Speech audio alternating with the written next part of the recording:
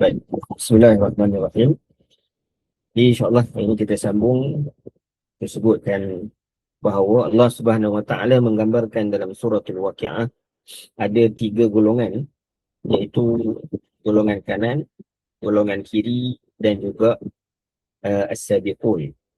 Kalau dari sudut penyataan, Allah Subhanahu Wa Taala menyebutkan golongan kanan dulu, kemudian golongan kiri, kemudian as-sabiqun. Kita sebutkan sebelum ini, kenapa as-sabiqun disebutkan kemudian? Kerana as-sabiqun ini adalah satu keadaan yang surprise. Bila kita kata kuntum azwajan, di azwaj ini biasanya berpasangan.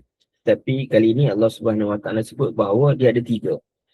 Sebab pasangan ini boleh jadi kontras, ini terus berbeza, seperti mana lelaki dan juga wanita berbeza dari sudut sifat fizikal dan sebagainya. Pasangan juga boleh dimaksudkan dengan sesuatu yang ada ciri-ciri yang sama, yang boleh melengkapkan satu sama lain. Contoh antara lelaki dengan lelaki. Dengan makna pasangan di sini, maknanya kita ada roommate kita, office mate kita, yang bila mungkin kita bekerja dengan dia, maka kita akan dapat melakukan satu pekerjaan itu dengan lebih baik. Jadi itu makna pasangan. Jadi Allah Subhanahu Wa Taala sebutkan pasangan di sini dari sudut kontrasnya apa? Maimanah dengan Masy'amah. Manakala dari sudut as-sabiqun dan juga ashabul yamin adalah 2 golongan yang membantu each other. Yang mana ashabul yamin, of course, maknanya mendapat manfaat daripada legasi kebaikan yang ditinggalkan oleh as-sabiqun. Jadi dalam temuan yang lalu kita dah sebutkan berkaitan dengan as-sabiqun, dan ketika mana Allah sebutkan as-sabiqun, Allah terus describe dan apakah dan siapakah mereka ini dan apa yang mereka dapat di dalam syurga, kerana as-sabiqun itu sendiri tidak datang dengan ma, menunjukkan bahawa Allah terlalu gembira. As-sabiqun as-sabiqun, terus maknanya Allah describe ciri-ciri dan juga apa kelebihan yang mereka akan dapati. Kemudian Allah Subhanahu Wa Taala bawa untuk kita memahami, kalau tidak as-sabiqun ini, masih lagi ada harapan untuk seseorang itu masuk syurga Allah Subhanahu Wa Taala dengan menjadi ashabul yamin. Dan kita dah bandingkan dari sudut kelebihan yang Allah Subhanahu Wa Taala berikan. Of course as-sabiqun ini mendapat kelebihan yang lebih berbanding ashabul yamin, walaupun kelebihan ashabul yamin itu bukanlah sesuatu yang low class juga, kan? Ini sesuatu yang besar, kerana ganjaran syurga ia adalah keseluruhannya adalah ganjaran yang besar daripada Allah Subhanahu Wa Taala. Baik, jadi pada pagi ini insya-Allah kita nak sambung ashabul masy'amah, dan dalam masa yang sama kita akan terus untuk membincangkan juga sebagaimana sebelum ini kita ada dua sisi bincangkan kemudian ayat yang datang selepas itu berkaitan dengan bukti-bukti kekuasaan Allah Subhanahu Wa Taala. Bila mana Allah describe ashabul shimal nanti, Allah sebutkan apa sebab mereka menjadi ashabul shimal dan apa argument mereka, maka Allah menjawab argument itu dengan menunjukkan tentang kekuasaannya. Sebab itu part yang kedua nanti kita akan sebut tentang kekuasaan Allah Subhanahu Wa Taala. Baik. Jadi pada pagi ini kita mulakan dengan kita membaca ayat daripada suratul Waqi'ah, bermula daripada ayat 41. Kita baca daripada ayat 41 sehingga ayat 56 untuk sesi pertama, insya-Allah. A'udzu billahi minasy syaithanir rajim. وأصحاب الشمال ما أصحاب الشمال في سموم وحميم وظل من يحموم لا بارد ولا كريم إنهم كانوا قبل ذلك مترفين وكانوا يصرون على الحنث العظيم وكانوا يقولون أإذا متنا وكنا ترابا وعظاما أإنا لمبعوثون أوآباؤنا الأولون قل إن الأولين والآخرين لمجموعون إلى ميقات يوم معلوم ثم إنكم أيها الضالون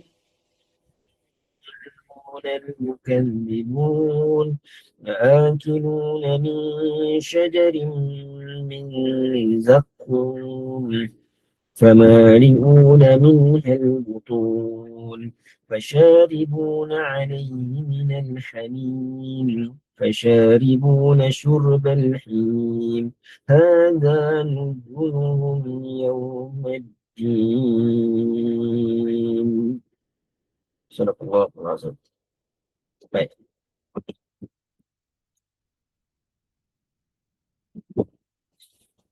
Allah Subhanahu Wa Taala menyebutkan pada ayat 41 dengan menyatakan wa ashabus shimali ma ashabus shimal, dan golongan kiri itu alangkah seksanya keadaan puak kiri itu. Baik. Kita ada beberapa persoalan berkaitan dengan ayat ini. Pertama, kenapa ada perbezaan bila mana Allah Subhanahu Wa Taala describe di permulaan surah ini, Allah kata ashabul mash'amati ma ashabul mash'amah, ya. Dan Allah sebut tentang golongan kanan wa ashabul maimanati ma ashabul maimanah. Maimanah jadi ashabul yamin, jadi dia ada daripada kata akar yang sama.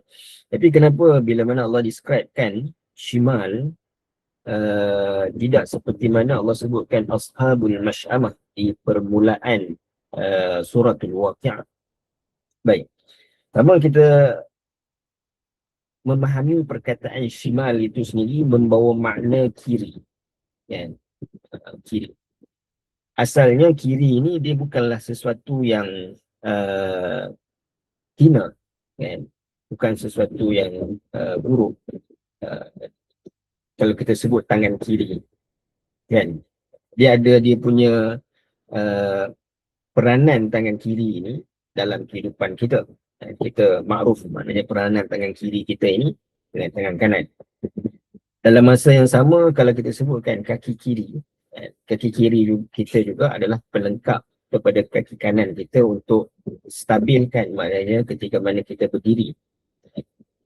Jadi bila mana Allah Subhanahu Wa Taala menggambarkan di permulaan, Allah tak sebut ashabul shimal, dia perkataan shimal, kerana Allah Subhanahu Wa Taala nak menggambarkan bukan sekadar mereka ini mendapat kitab catatan daripada tangan kiri, tapi mash'amah ni daripada perkataan syu'um yang merujuk kepada kehinaan. Jadi mereka ini adalah orang yang ditempatkan, sebab mash'amah ni adalah isim makan, menunjukkan kepada tempat. Mereka ini adalah ditempatkan sesuatu di tempat yang menghinakan. Maka ayat 41 ini memberi jawapan kenapa mereka ditempatkan sedemikian, kerana mereka ini adalah golongan yang mendapat kitab catatan amalan mereka dengan tangan kiri. Jadi sebab itu Allah Subhanahu Wa Taala menyebutkan pada ayat 41 ini wa ashabus shimal ma ashabus shimal. Jadi ma di sini ada para ulama menyatakan bahawa dia tidak seperti mana Allah Subhanahu Wa Taala describekan ashabul yamin. Yang mana kita sebutkan ashabul yamin wa ashabul yamin ma ashabul yamin, ma di situ menunjukkan kepada takjub. Takjub ni merujuk kepada alangkah bahagianya mereka yang mendapat kitab catatan amalan dengan tangan kanan. Walaupun di sini kalau kita tengok terjemahannya, alangkah itu menunjukkan ma, huruf ma tu, mim alif, menunjukkan kepada ketakjuban. Tapi ada ulama yang menyatakan bahawa ma ini merujuk kepada istifham. Ini persoalan dengan maksud apakah yang dapat kamu bayangkan apabila seseorang itu dia tergolong dalam kalangan orang yang mendapat kitab catatan amalannya dengan tangan kiri. Maka disebutkan dengan ma ashabus shimal. Baik. Jadi kalau kita tengok di dalam Al-Quran, di dalam surah Al-Insyiqaq.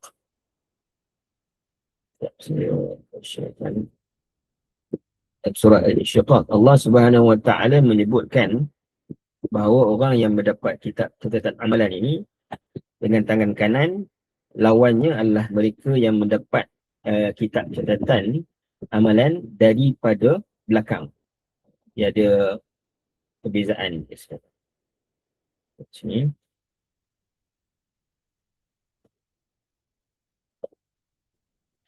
Ini Allah Subhanahu Wa Taala sebut fa amma man utiya kitabahu bi yaminih. Siapa yang diberikan kitab catatan amalannya dengan tangan kanan. Kalau kita sebutkan sebelum ini, kita sebut hanya apa yang mereka dapati, tetapi ketika mana mereka dapat itu, fasawfa yuhasabu hisaban yasir. Mereka ini adalah golongan yang akan dihisap dengan cara yang mudah dan ringan.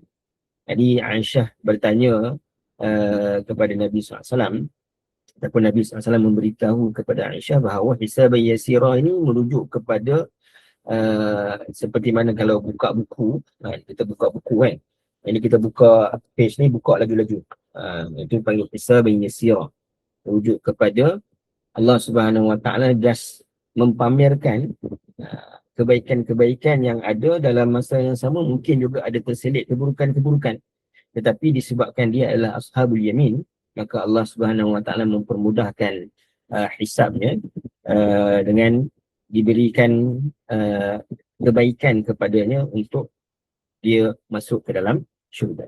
Baik. Dan yang kedua, Allah Subhanahu Wa Taala menyebutkan lawan kepada ashabul yamin itu adalah wa amma man utiya kitabahu wara'a dhahri. Dan sesiapa yang diberi menerima surat amalannya, kitab catatannya dengan tangan kiri dari sebelah belakang. Maknanya dalam ayat ini dia ada penambahan. Allah Subhanahu Wa Taala tidak hanya menyebutkan ashabul shimal itu dia mendapat kitab catatan amalan dia dengan tangan kiri, tetapi dengan tangan kiri di sebelah belakang. Maknanya dia ambil, kita boleh bayang tangan kita ke belakang kan. Jadi kita terima ada belakang kita ni, kita pegang buku. Jadi bila mana menerima dengan tangan kiri dari sebelah belakang, maka dia memberi isyarat gambaran kita tak tahu apa yang berlaku di belakang kita. Satu, dahlah mendapat kitab catatan amalan dengan tangan kiri. Yang kedua, dia memberi gambaran satu yang menakutkan kerana kita tak tahu how bad it is. Ini buruk macam mana kitab tu. Keadaan kitab tu macam mana. Apatah lagi apa isi dalamannya itu macam mana. Kita tak tahu. Jadi dia adalah sesuatu yang memberikan rasa tekanan, emosi kepada ashabul shimal dari sudut kita tak tahu apa kesalahan kita. Kerana nanti Allah Subhanahu Wa Taala akan sebutkan, sebab bila dihisapkan itu barulah diperlihatkan dari sudut apa yang kamu lakukan secara detail. Tapi waktu terima tu, terima daripada belakang, kita pun tak tahu condition dia apa keadaan tu. Dia itu ashabul shimal.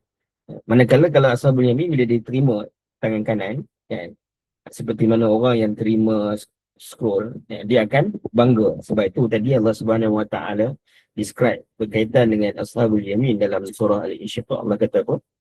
Wa yanqalibu ila ahlihi masrura. Dia akan balik ataupun dia akan pergi bertemu dengan ahli keluarganya dan dalam keadaan gembira. Sebab apa? Sebab dia beritahu, oh ni saya graduate ni, dapat kitab catatan amalan dengan tangan kanan. Jadi bersama keluarganya yang beriman, mereka akan bersama-sama bergandengan tangan untuk masuk ke dalam syurga. Baik. Jadi Allah Subhanahu Wa Taala sebut wa amma man utiya kitabahu wara'a dhahri. Satu, mereka terima dengan tangan kiri, itu dah menunjukkan kepada keburukan, dan mereka terima pula daripada sebelah belakang. Baik. Persoalannya juga, kemudiannya adalah kenapa Allah Subhanahu Wa Taala, kalau kita tengok mereka yang melakukan kebaikan, Allah Subhanahu Wa Taala menyebutkan bagi mereka ada dua jenis syurga. Bukan semestinya dua tingkatan syurga, sebab tingkatan syurga ada menyebutkan ada 7 tingkatan syurga, kan. Tetapi untuk mereka yang melakukan keburukan ataupun keburukan yang lebih banyak, yang menerima kitab catatan amalan dengan tangan kiri, Allah Subhanahu Wa Taala tidak describekan mereka ini adanya kumpulan. Seperti mana orang yang menerima maknanya mendapat kebaikan di hari akhirat, ada as-sabiqun, ada ashabul yamin. Tapi ashabul shimal ni dia tak didetailkan ataupun tak disebutkan pembahagian-pembahagian. Dia hanya ada ashabul shimal saja. Walaupun kita memahami bahawa sudah tentu orang, na'udzubillah, mereka yang tergolong dalam dibakar di dalam api neraka juga mempunyai tingkatan seperti mana mereka yang masuk ke dalam syurga. Sebab itu Quran ada describe berkaitan dengan orang munafik dan sebagai fi darkil asfali minan nar. Jadi mereka berada di tempat yang paling bawah di dalam api neraka, menunjukkan adanya tingkat yang lebih tinggi. Jadi kalau syurga, tingkat yang lebih tinggi itu lebih besar ataupun lebih nikmat, manakala tingkat neraka, tingkat yang lebih bawah, mana tingkat yang lebih kecil dan tingkat yang lebih kuat dari sudut azab Allah Subhanahu Wa Taala. Baik. Jadi kenapa Allah Subhanahu Wa Taala tak menyatakan adanya pembahagian kepada ashabus shimal? Satu, kalau kita sebutkan mereka yang masuk ke dalam api, na'udzubillah, ataupun bakaran ni kan, orang yang terbakar sama ada dia duduk di bawah ataupun di atas, maknanya tingkatan neraka pun ada beberapa tingkatan. Yang berada di bawah, tingkat yang bawah dan yang atas ni, akhirnya mereka akan terbakar juga semua. Maknanya tubuh badan mereka juga akan terbakar semua. Jadi tak ada beza di antara orang yang, mungkin bezanya adalah yang bawah ni dia terbakar lebih cepat dan lebih sakit, tetapi yang atas ni terbakar yang lebih perlahan ataupun yang lebih lambat. Gantian, sebab dia tak terbakar ini, dia tidak maknanya terbakar habis tu habis, tak. Terbakar ganti, terbakar ganti. Maknanya gantian orang yang berada di bawah ni mungkin lebih cepat berbanding yang berada di atas.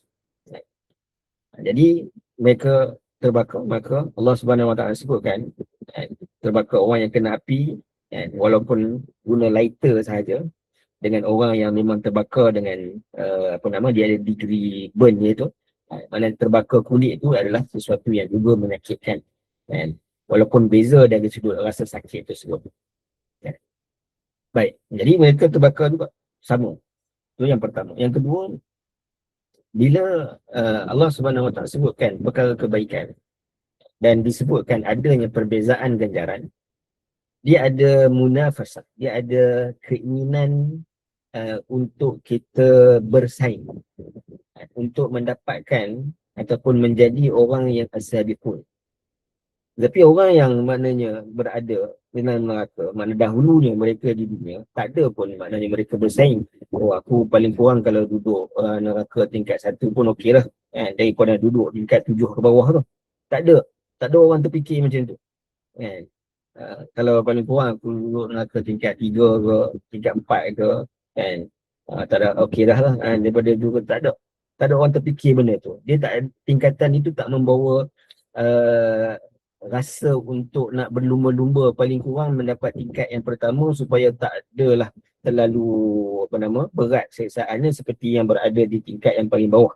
Tetapi syurga, dia ada rasa tersebut. Allah Subhanahu Wa Taala menjadikan kita ni rasa macam tak puas hati dari sudut tengok orang ni buat amal soleh banyak, kita pun nak buat. Dia ada munafasah, dia ada keinginan untuk bersaing dengan cara yang baik untuk mendapatkan kelebihan yang lebih di sisi Allah Subhanahu Wa Taala. Maka sebab itu untuk syurga Allah Subhanahu Wa Taala menggambarkan dua, yakni persaingan yang sihat untuk beramal soleh akan menyebabkan seorang itu mendapat as-sabiqun.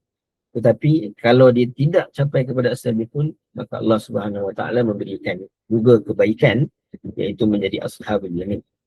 Sedangkan neraka ini tak ada orang yang nak compete untuk paling kurang berada di dalam neraka yang pertama, bukan yang paling dalam.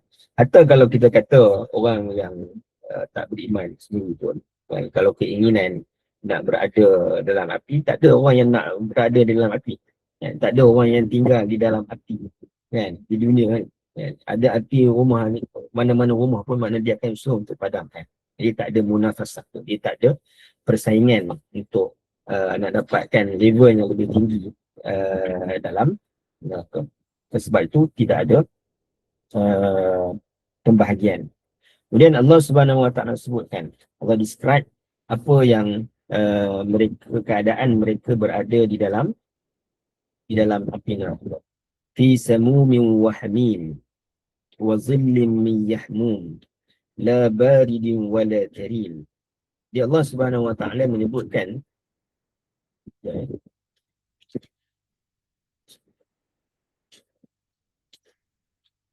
Allah Subhanahu Wa Taala sebutkan yang pertama fi samumin wa hamim. Jadi mereka ini diseksa dalam angin yang membakar. Wa zillim min yahmum, serta naungan daripada asap yang hitam. La baridin wa la karim, yang tidak sejuk dan tidak pula memberikan kesenangan. Baik, kita tengok satu persatu. Allah Subhanahu Wa Taala sebutkan samumin wa hamim. Dia adalah, kalau kita tengok kontras daripada ayat yang Allah Subhanahu Wa Taala sebutkan tentang as-sabiqun yang berada di dalam syurga ataupun ashabul yamin yang berada di dalam syurga, yang mana mereka ini berada dalam keadaan yang damai, dalam keadaan yang tenang. Angin, mereka berada di bawah bumbung wa zillim mamdud. Di sini pun disebutkan wazillim, tapi wazillim min yahmum. Mereka dinaungi oleh asap hitam.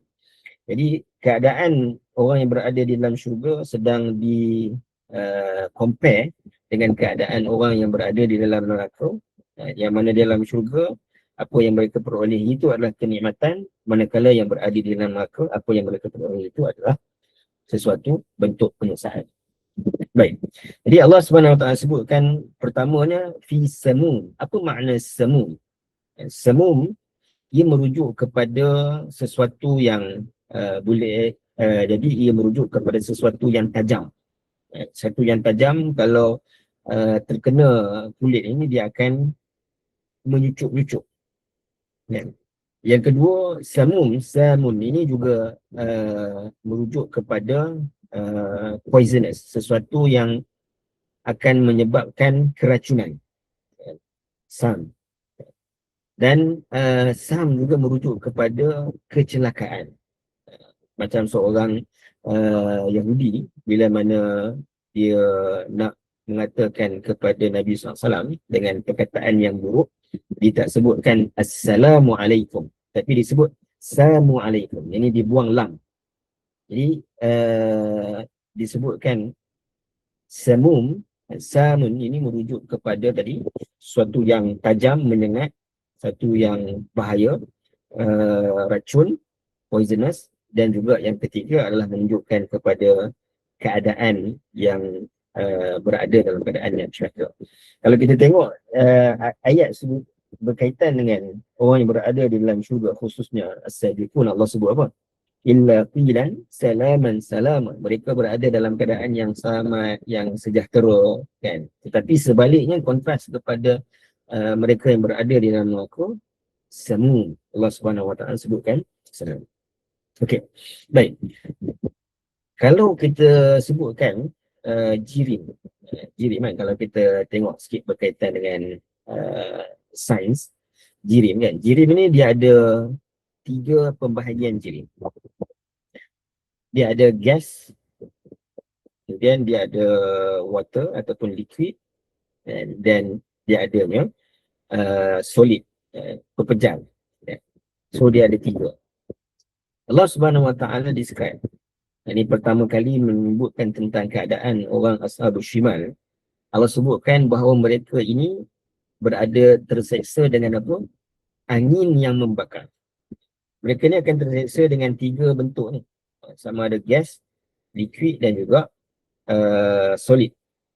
Gas ini adalah angin yang datang, liquid air yang bergerak, solid dan tak disebutkan dalam ayat ini, disebutkan dalam ayat seterusnya, iaitulah makanan mereka apa daripada zakum, air yang mereka minum. Jadi benda yang masuk dalam badan mereka, benda yang solid. Ataupun dia juga merujuk kepada keadaan malaikat yang menyiksa mereka di dalam neraka. Fi samumin wa hamim.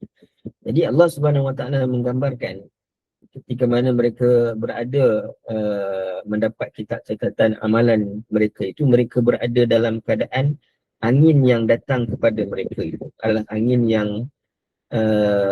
menyucuk. Kita bayangkan angin yang menyucuk yang rasa sakit. Ya. Kemudian angin itu pula dia berbisa. Ya. Angin yang poisonous. Dan dalam masa yang sama, ia adalah menggambarkan keadaan yang menghinakan. Ini baru samu. Fi samumin. Jadi, kalau kita sebutkan udara yang tercemar. Udara ni, dia adalah sesuatu yang kita tak boleh lari daripadanya. Kalau air, mungkin kita boleh sentuh. Air kan, air ataupun benda yang solid kita boleh pegang. Tetapi kalau angin, jadi ada sesuatu yang memang akan menyentuh bahagian kulit kita ataupun bahagian badan kita tanpa makna kita dapat memegang angin itu. Jadi nak tak nak memang badan kita ni akan disentuh oleh udara. Jadi Allah Subhanahu Wa Taala sebutkan pada waktu itu keadaan mereka terseksanya itu kerana pertama mereka tak ada pilihan. Angin yang datang kepada mereka itu adalah samu. Datang menyucuk-nyucuk. Sebab itu dalam surah Al-Anbiya Allah Subhanahu Wa Taala describe ketika mana angin ini belum lagi azab ni. Ni kita baru dapat kitab catatan amalan dengan tangan kiri. Tak masuk lagi dalam neraka. Jadi angin yang mana datang kepada mereka ini menyebabkan mereka kata Allahumma salli Muhammad, Allah sebutkan nafhatun. Ini perkataan ini disebut dalam suratul Anbiya, nafhah minal azab. Jadi bila datangnya angin yang menghembus kepada mereka, angin yang menghembus tu most likely maknanya angin daripada api neraka. Jadi kalau kita buat BBQ kan, jadi kita masak dengan bakaran yang api yang besar, jadi angin yang datang kepada kita tu rasa panas. Ataupun kita bakar sampah kan, kalau angin datang sebelah kita, kita akan rasa bahang angin yang panas tersebut. So itu anginnya. Jadi angin itu bukan sekadar maknanya panas, angin itu menyucuk ke dalam kulit dan juga poison, beracun. Jadi kita boleh bayang kalau kita terhidu gas yang beracun, angin yang beracun, dia akan menyebabkan apa? Kita sesak dada, payah nak bernafas, rasa tak selesa, rasa macam mati kan. Jadi fi samumin wa hamim. Samum. Bahkan bila maknanya menghidu, maknanya udara itu mengenai tubuh mereka ini.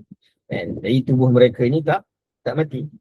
Dalam Quran Allah Subhanahu Wa Taala sebut summa la yamutu fiha wa la yahya. Kamu tak akan hidup dan juga tak mati ketika mana di hari akhirat. Kita bayangkan terseksanya kalau seorang itu dia terkena gas yang beracun, dia tak boleh bernafas, sesak dada, dan ini last kali dia berakhir dengan kematian. Tetapi kalau berada di dalam orang yang mendapat kitab amalan dengan tangan kiri ini, permulaannya pun dikenakan angin tersebut, dan angin itu berterusan, rasa sakit itu berterusan, menyucuk itu berterusan. Fi samumin wa hamim. Baik, apa makna hamim? Hamim itu adalah air yang menggelegak. Air yang menggelegak. Ya, air yang menggelegak ni bukan air yang minum, kerana air minuman mereka itu akan disebutkan dalam ayat yang seterusnya. Nanti ayat yang berkaitan dengan apakah minuman ahli neraka itu ada disebutkan. Ada air yang di sini yang digambarkan mereka berada seperti mana berada pada lecak. Maknanya berada di tempat yang air mereka duduk itu adalah yang panas. Ini gambarannya mungkin juga mana digambarkan dengan kita biasa dengar tentang hadis bahawa matahari yang berada di sejengkal pada atas kepala, keluar peluh habis dan sebagainya, menyebabkan air yang penuh itu sendiri adalah panas. Ini mereka dalam keadaan sekarang ini yang kita gambarkan pada ayat 42 hingga ayat 44 ini adalah gambaran mereka untuk menuju kepada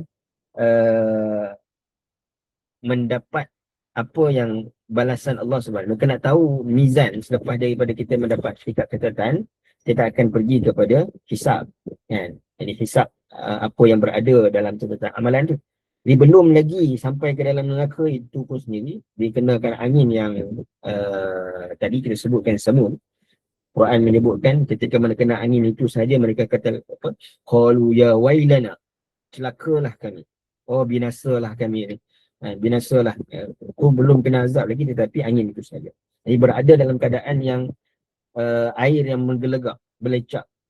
Yang mana keadaan air, keadaan mereka itu juga disebutkan dalam surah yang lain bahawa mereka berada dalam keadaan yang gelap. Pada ayat yang seterusnya bila Allah Subhanahu Wa Taala sebutkan wa dhillim min yahmum, serta naungan daripada asap yang hitam. Asap yang hitam, zillin ini sendiri telah membawa makna teduhan. Tapi asalnya teduhan ini adalah sesuatu yang memberikan kebaikan kan. Kalau kita berteduh kan, kita berteduh di bawah bumbung semua, kita berteduh ni untuk mendapat teduhan daripada sinaran matahari kan, supaya tak panas. Tapi teduhan yang meneduhi mereka itu sendiri adalah daripada asap yang hitam, yahmum. Ada yang kata asap yang hitam ini, yahmum ini merujuk kepada apa nama asap daripada api neraka itu sendiri, yang maknanya menyelubungi perjalanan mereka itu untuk menuju sampai akhir sekali ke dalam neraka. Wazillin min yahmum. So kita boleh bayang kondisi orang yang berada di dalam satu lorong yang anginnya datang sangat panas, menyesakkan dada, tak boleh nak nafas, sukar, tapi tak menyebabkan kematian, tak juga maknanya selesa untuk berkehidupan. Jalan di dalam air yang panas, menggelegak, kita pun tak tahu bila dalam jalan air ni kita akan rasa risau kan, ada pula dalam air ni kan? Dia air yang panas, menggelegak kan? Suasana keadaan tersebut dan keadaan yang gelap kan? Tak nampak, gelap, gelita, tak nampak kan? Sakitnya pelbagai arah, dari pelbagai arah. Wa zillin min yahmum. La baridin wala karim. Tidak, yang tidak sejuk dan tidak pula memberikan kesenangan. La baridin. Of course maknanya bila kita sebutkan tadi angin yang membakar, air yang menggelegak, asap hitam. Kalau kita tengok asap kebakaran kan, ada yang menyebutkan mana asap kebakaran itu kadang-kadang dia lebih panas berbanding api itu sendiri. Asap itu. Asap itu sendiri dia kalau kena kulit boleh mencur kulit. Dalam masa yang sama asap juga akan menyebabkan seorang itu dia tak boleh nak bernafas. Itu gambarannya pada dua ayat ni, fi sanumin wahmin wa dhillin min yahmum. Of course dalam keadaan ini tidak mendapati la baridin, tidak ada kesejukan. Sebab apa kita sebutkan jadi zil teduhan itu sepatutnya menyebabkan kita rasa sejuk, sebagaimana Allah Subhanahu Wa Taala sebut wa zillim mamdud, bagi orang yang berada dalam syurga mereka akan mendapat maknanya shade, mendapat bumbung yang mana akan panjang menutupi mereka daripada kepanasan. Tapi bagi ahli neraka tak, la baridin wala karim. Okey, apa makna wala karim? Disebutkan dalam ayat ini tidak ada pula maknanya kesenangan. Karim digunakan oleh orang Arab dengan makna mulia. Dia ada makna pelbagai. Antaranya adalah makna pemurah. Wa rabbukal akram, Allah Subhanahu Wa Taala pemurah. Nabi SAW pun digambarkan ketika mana bulan Ramadan sebagai karam, jadi mulia ni kerana suka memberi. Dan kita sebutkan orang Arab dia bila datang untuk tetamu, kita sebut dia ikram. Yani ikram ni dia memuliakan dengan dia memberi layanan makanan yang pelbagai. Dia juga menunjukkan kepada kemurahan. So karim ini membawa makna sifat pemurah. Yang mana sifat pemurah itu of course dia adalah salah satu daripada sifat mulia. Baik. Bila disebutkan wala karim, satu maknanya adalah tidak ada kesenangan, berada dalam keadaan yang sesak, dalam keadaan yang sakit.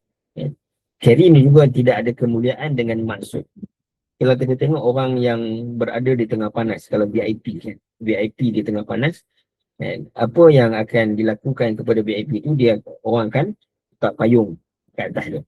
Letak payung supaya apa? Satu, payung itu menunjukkan untuk tak mau bagi orang kata apa, panas matahari. Yang kedua, menunjukkan kepada kemuliaan orang itu, maknanya dia dipayungi oleh orang lain untuk menggambarkan kemuliaan. Jadi kalau kita sebutkan dulu pun ketua-ketua kan, macam harta Nabi SAW dimuliakan dari sudut dalam peperangan, Nabi ada kemah Nabi sendiri kan. Jadi zil itu dia membawa dua keadaan. Satu, memberikan kesejukan, dan yang kedua adalah memberikan kemuliaan. Jadi Allah Subhanahu Wa Taala sebutkan mereka ini mendapat syek, mendapat zil tadi. Naungan itu mereka dapat. Tetapi naungan itu tidaklah naungan yang akan membebaskan mereka daripada rasa panas, dan juga tidak dinaungi atas dasar kemuliaan. So kita boleh nampak connection ayat daripada awal lagi Allah sebutkan tadi fi samumin wa hamim, yang tidak ada kemuliaan, racun dan sebagainya. Itulah keadaan mereka ketika mana mendapat kitab catatan amalan tersebut. Baik. Jadi Allah Subhanahu Wa Taala sebutkan kemudian daripada ayat 45 hingga ayat 48 ini. Innahum kanu qabla dhalika mutrafin. Sesungguhnya mereka sebelum ini dilalaikan oleh kemewahan dunia daripada mengikuti hukum Tuhan. Allah Subhanahu Wa Taala ketika mana Allah describe Ashabul Yamin, sebab dia lebih mana kontras dengan Ashabul Yamin. Sebab Ashabul Maimanah, Ashabul Mash'amah. Allah Subhanahu Wa Taala tak sebutkan apakah amalan Ashabul Yamin tersebut. Ashabul Yamin tu Allah tak sebutkan apa amalan dia, apa yang dia buat hingga dia mendapatkan syurga Allah Subhanahu Wa Taala dalam ayat ni lah. Of course dalam ayat-ayat yang lain Allah Subhanahu Wa Taala sebut tentang mereka yang melakukan amal soleh dan sebagainya. Tetapi dalam ayat Ashabul Maimanah, Ashabul Mash'amah ini ataupun Ashabul Shimal ini, Allah Subhanahu Wa Taala sebutkan kenapa mereka ditimpa azab yang sedemikian.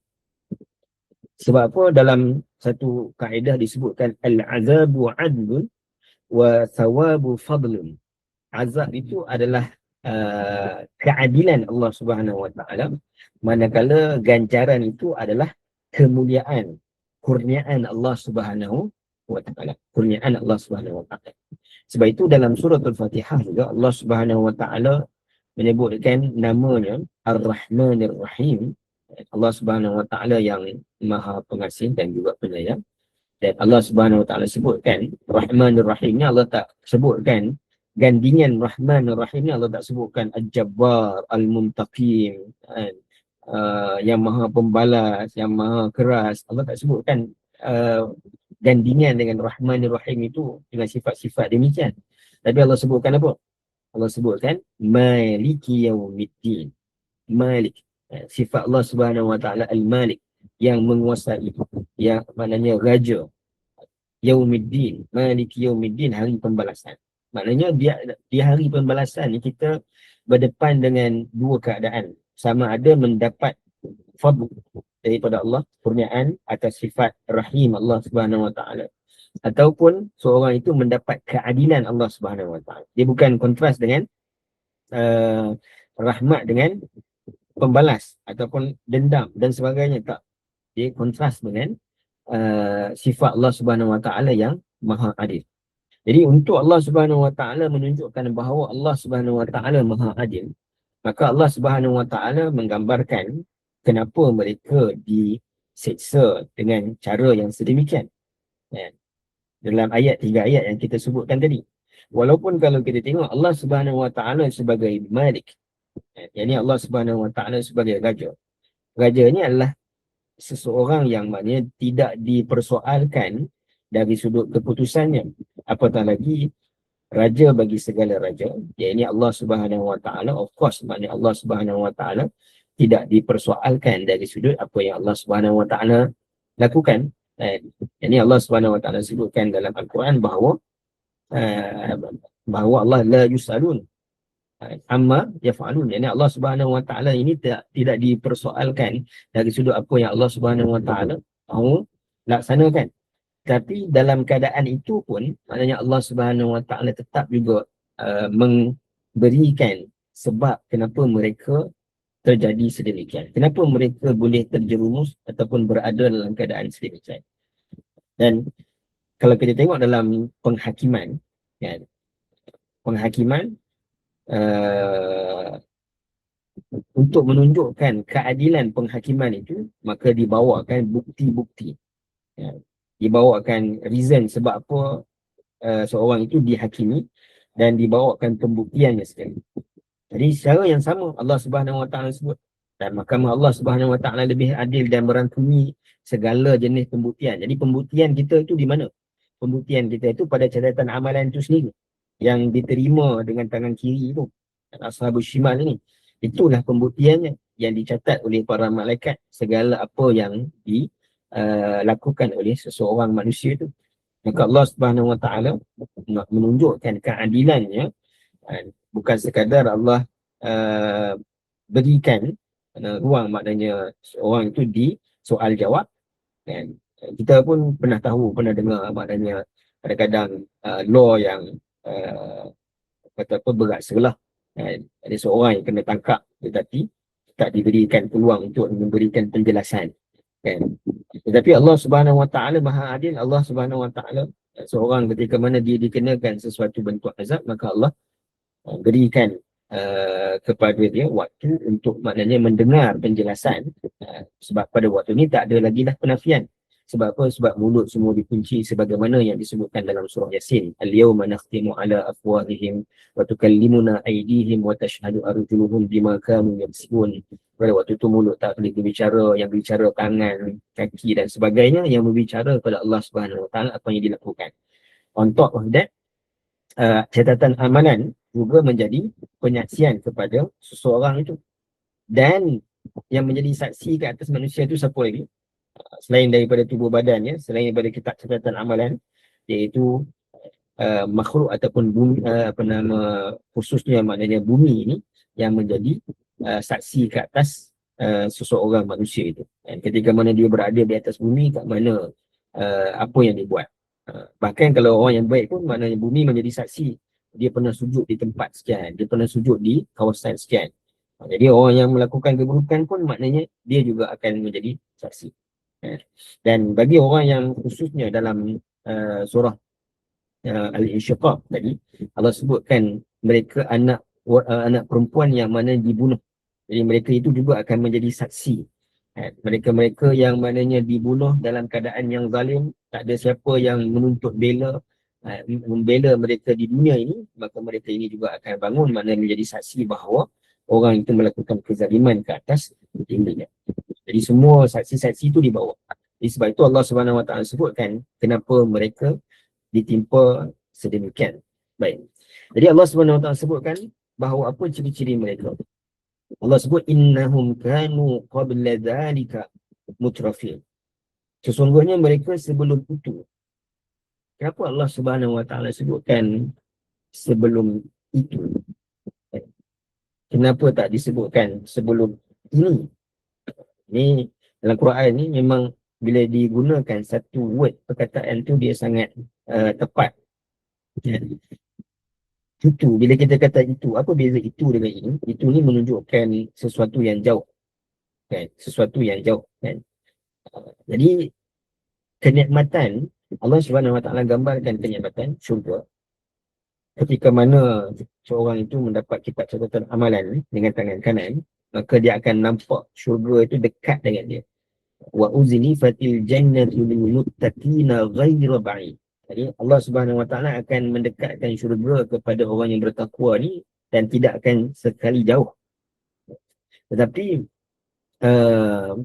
bagi orang yang melakukan kemaksiatan, mendapat catatan amalan dengan tangan kiri, jadi bukan bermakna mereka dijauhkan daripada api neraka. Walaupun mungkin dari sudut kedudukan jauh, tapi nak katakan jauhnya kedudukan itu terasa bahangnya tadi, anginnya, percikannya tadi, terasa sampai ke tempat mereka menerima kitab catatan amalan, menunjukkan kata bahayanya api neraka tersebut. Jadi disebutkan seolah menggambarkan qabla zalika, sebelum semua itu, iaitu apa yang berlaku kepada mereka ini, dalam masa yang sama ia menunjukkan kepada ba'idin anillah, mereka ini jauh daripada Allah Subhanahu Wa Taala. Allah tak rasa bangga dengan mereka seperti mana Allah bangga dengan ashabul yamin dan juga as-sabiqun sebelum ini. Maka sebab itu disebutkan qabla zalika, innahum kanu qabla dhalika mutrafin. Dan makna dhalika juga merujuk kepada keadaan seorang mereka itu sebelum ini, dikaitkan dengan sebelum qabla dhalik, sebelum itu iaitulah pada waktu mereka berada di dunia ini, iaitu mereka berada dalam keadaan mutrafin. Apa makna mutrafin? Ini kita sebutkan kemewahan. Tapi apa makna kemewahan pada makna taraf ni? Baik. Taraf kalau kita sebutkan penggunaan orang Arab, dia digunakan untuk menunjukkan sesuatu yang very high, highly, maknanya dari sudut ciri-ciri ataupun sangat tinggi dia punya premium lah, maknanya menunjukkan kepada premium. Kalau buah-buahan itu mana menunjukkan ataupun makanan yang sangat premium. Kalau kaya itu bukan kaya yang biasa-biasa tapi super sangat kaya. Dan kalau umur manusia itu dia mencapai kepada umur yang maknanya paling matang. Jadi semua ke arah yang paling ini ia merujuk kepada mutraf. Kan? Jadi paling tinggi, paling hebat, paling kaya, paling mewah. Kan? Baik. Jadi bila mana Allah Subhanahu Wa Taala sebutkan mutraf ini, apa yang kita boleh bayangkan siapakah mereka ini, mutrafin ini? Jadi mereka ini adalah orang yang juga kontras dengan ataupun berlawanan dengan as-sabiqun. Kerana as-sabiqun adalah orang yang paling cepat dan paling bersungguh-sungguh dan melakukan sesuatu amal kebaikan, maka mereka berada yang paling depan. Tetapi mutrafin ini lawan kepada mereka itu adalah orang yang paling juga, mana yang paling kaya di dunia, orang yang paling banyak mana kenikmatan di dunia. Jadi mereka ini adalah golongan mutraf. Ibn Ashur menyatakan mutrafin, word mutrafin itu sendiri tidaklah membawa makna yang negatif.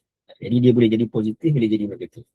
Dengan maksud taklah bermakna seorang itu kalau dia menjadi orang yang paling kaya, dia boleh jadi orang yang paling kaya dalam masa yang sama dia Muslim. Macam Abdul Rahman bin Auf. Tetapi kebanyakannya, kebiasaannya, orang yang paling ada semua ni, mana paling kaya, paling berpengaruh, paling berkuasa, maka apa yang dia punya itu akan menyebabkan dia juga akan menjadi lebih cepat ataupun lebih kuat, maknanya menentang, paling kuat menentang ketika mana datangnya peringatan ataupun kebenaran yang maknanya menegur dari sudut kesilapan ataupun kesalahan yang mereka lakukan. Ini kalau kita tengok dalam Quran dan realiti yang berlaku pada Nabi SAW sendiri, yang menentang kuat Nabi SAW ini bukan golongan majoriti orang Makkah. Mereka adalah orang yang segelintir yang kuat maknanya menentang Nabi SAW hari-hari ini. Yang baling najis, yang pukul Nabi, yang mana seksa sahabat ini, orang-orang tu yang kita biasa dengar daripada dalam sirah Abu Jahal, apa nama, Abu Lahab, apa semua, nama-nama yang kita biasa dengar daripada dalam sirah. Tapi dia ada orang yang ramai lagi yang maknanya mereka ni sama ada mereka tengok dalam keadaan mereka juga turut menyokong ataupun mereka tengok dalam keadaan mereka tak ada apa-apa, just tengok macam tu kan. Ataupun mungkin mereka tak ambil tahu pun. So kalau Allah Subhanahu Wa Taala menggambarkan mutrafin ini, dia adalah berlawanan dengan sifat as-sabiqun. Bagaimana pula kalau orang yang juga dia masuk ke dalam neraka tetapi dia bukan orang yang paling kaya di dunia, dia bukan orang yang paling berkuasa, dia juga bukan orang yang paling maknanya ada segala-galanya di dunia, pun ramai juga yang maknanya masuk ke dalam neraka. Jadi macam mana kita nak mati? Baik, di sini kita faham bahawa ketika mana Allah Subhanahu Wa Taala describe tentang azab dalam Al-Quran, tidak semua tempat maknanya Allah Subhanahu Wa Taala describe azab itu pada satu golongan yang sama. Seperti mana kalau dalam tadi yang saya baca di awal tadi, macam orang munafik sebut describe dia fi dabkil asfali minan nar, kan? Jadi tak sama maknanya mereka yang memang munafik pada zaman Nabi SAW ataupun ada ciri-ciri kemunafikan selain daripada zaman Nabi SAW. So dia mesti ada berbeza. Sebagaimana iman, kalau kita sebutkan iman as-sabiqun, yakni para sahabat Nabi SAW, mereka adalah as-sabiqun. Kalau kita hari ini kita sebutkan kita boleh jadi as-sabiqun, tetapi of course as-sabiqun kita ini tak sama dengan as-sabiqun para sahabat dengan maksud keimanan dari sudut penghayatan mereka itu, walaupun kita boleh jadi as-sabiqun. Jadi bila mana Allah Subhanahu Wa Taala sebutkan mutrafin tanpa menyebutkan mana description yang lain, di sini merujuk kepada ayat ini menggambarkan tentang mereka yang terkehadapan dalam melakukan penentangan terhadap para rasul. Dalam Quran, tadi saya sebut tadi sirah. Dalam Quran juga bila mana Allah menggambarkan tentang para nabi sebelum Nabi SAW, golongan yang banyak menentang ini digambarkan dalam Al-Quran dalam surah Al-A'raf antaranya, iaitu sebagai golongan Al-Malak. Al-Malak. Malak ni apa? Malak ni maknanya mali'un. Jadi kita akan sebut ni perkataan mali'una fiha apa? Mali'una, yakni dipenuhi. Yakni orang yang malak ni maknanya dia dah penuh dah. Penuh dengan maksud dia dah ada semua dah. Aku ada harta, aku ada harta. Ada kedudukan, ada pengaruh, ada kemuliaan, ada kuasa politik. Aku dah ada semua dah. Jadi kenapa lagi aku nak ikat diri aku ni dengan agama sedangkan aku dah ada semua. Agama ni pula datang, bahkan agama itu akan datang menghilangkan tadi. Kalau dia ada harta, dia kena keluarkan harta dia. Kalau dia bangga dengan dia punya keturunan, dia kena samakan diri dia dengan hamba. So bagi dia agama tu sesuatu yang tak perlu. Jadi golongan yang kuat menentang ni disebutkan al-malak, golongan mutrafin. Tapi bukan bermakna mereka ini sahaja yang berada di dalam neraka. Tapi Allah Subhanahu Wa Taala menggambarkan mereka ini kerana mereka inilah orang-orang yang akan set the trend. Mereka inilah yang akan yang pegang maknanya polisi, yang pegang maknanya hukum, peraturan-peraturan yang mana bila mereka buat, orang lain akan tiru. Jadi mereka ni ada kuasa pengaruh dengan duit, ada kuasa pengaruh dengan influence orang, guna influencer dan sebagainya, yang menyebabkan orang lain pun ikut. Jadi sebab itu kalau kita tengok dalam surah Al-Fatihah, Allah Subhanahu Wa Taala sebutkan dua golongan di penghujung selain daripada an'amta alaihim. Allah sebutkan apa? Allah sebutkan ghairil maghdubi alaihim waladdallin. Golongan maghdub ni siapa? Golongan maghdub ni Allah bagikan kelebihan kepada dia, sama ada ilmu, sama ada harta dan sebagainya, kelebihan yang mana kelebihan itu sepatutnya lebih mudah untuk dia membuat kebaikan, tapi kelebihan itu digunakan untuk set the trend tadi, menyebabkan orang lain juga tersesat. Abbalun ni juga tersesat dengan mereka yang mutrafin. Tapi Allah gambarkan mutrafin ni kerana mereka inilah yang berada di hadapan, yang mana orang lain yang mengikuti mereka. Sebab itu setiap daripada Muslim ini dia kena berdiri di atas kakinya sendiri dari sudut dengan apabila dia beragama. Dengan maksud kita bukan beragama ni hanya ikut-ikutan semata-mata, walaupun kita bermula dengan ikut-ikutan, kita tengok mak ayah kita dan sebagainya, tetapi kita perlu sendiri untuk mencari ilmu pengetahuan, untuk tambahkan lagi ilmu pengetahuan supaya kita tak mudah disesatkan oleh orang lain. Ya. Jadi orang yang sesat itu, as-sabiqun yang saya sebutkan sebelum ini juga, as-sabiqun ni ada dua. Ada as-sabiquna bil khairat, dan ada as-sabiqun yang mana dia mulakan man sanna sunnatan sayyi'atin.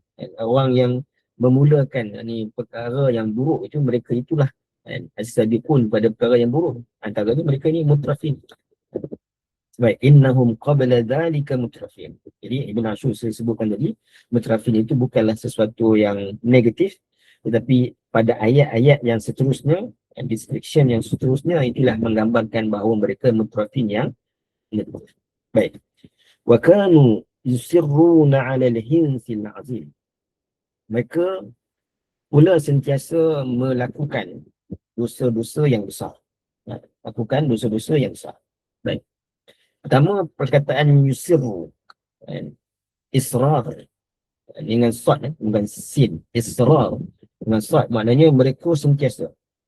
Kalau kita tengok dalam Quran, bila mana Allah Subhanahu Wa Taala describe tentang orang yang bertakwa, lam yusirru ala ma fa'alu. Allah sebutkan mereka ni takkan berterusan melakukan perkara perbuatan yang buruk. Ini orang yang bertakwa.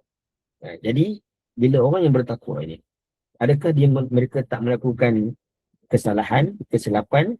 Allah sebut mereka melakukan kesilapan, kesalahan dalam surah Ali Imran. Wallazina idza fa'alu fahishatan aw zalamu anfusahum zakarullah. Jadi mereka ini boleh jadi melakukan fahisyah, perbuatan yang maknanya dosa yang besar yang memberikan mencalar diri mereka, maruah mereka, ataupun zalamu anfusahum, yang ini dari sudut melakukan dosa-dosa yang orang lain tak tahu, kan, yang ada antara dosa peribadi dia yang orang lain tak tahu, yang ini mereka mungkin terjebak dalam dosa. Tapi bezanya dengan orang yang golongan yang ashabus shimal ni adalah mereka yang mana berterusan dalam dosa, tak ada apa yang cut, potong mereka daripada jangan berterusan daripada dosa. Jadi orang bertakwa, apa yang cut dia? Zakarullah.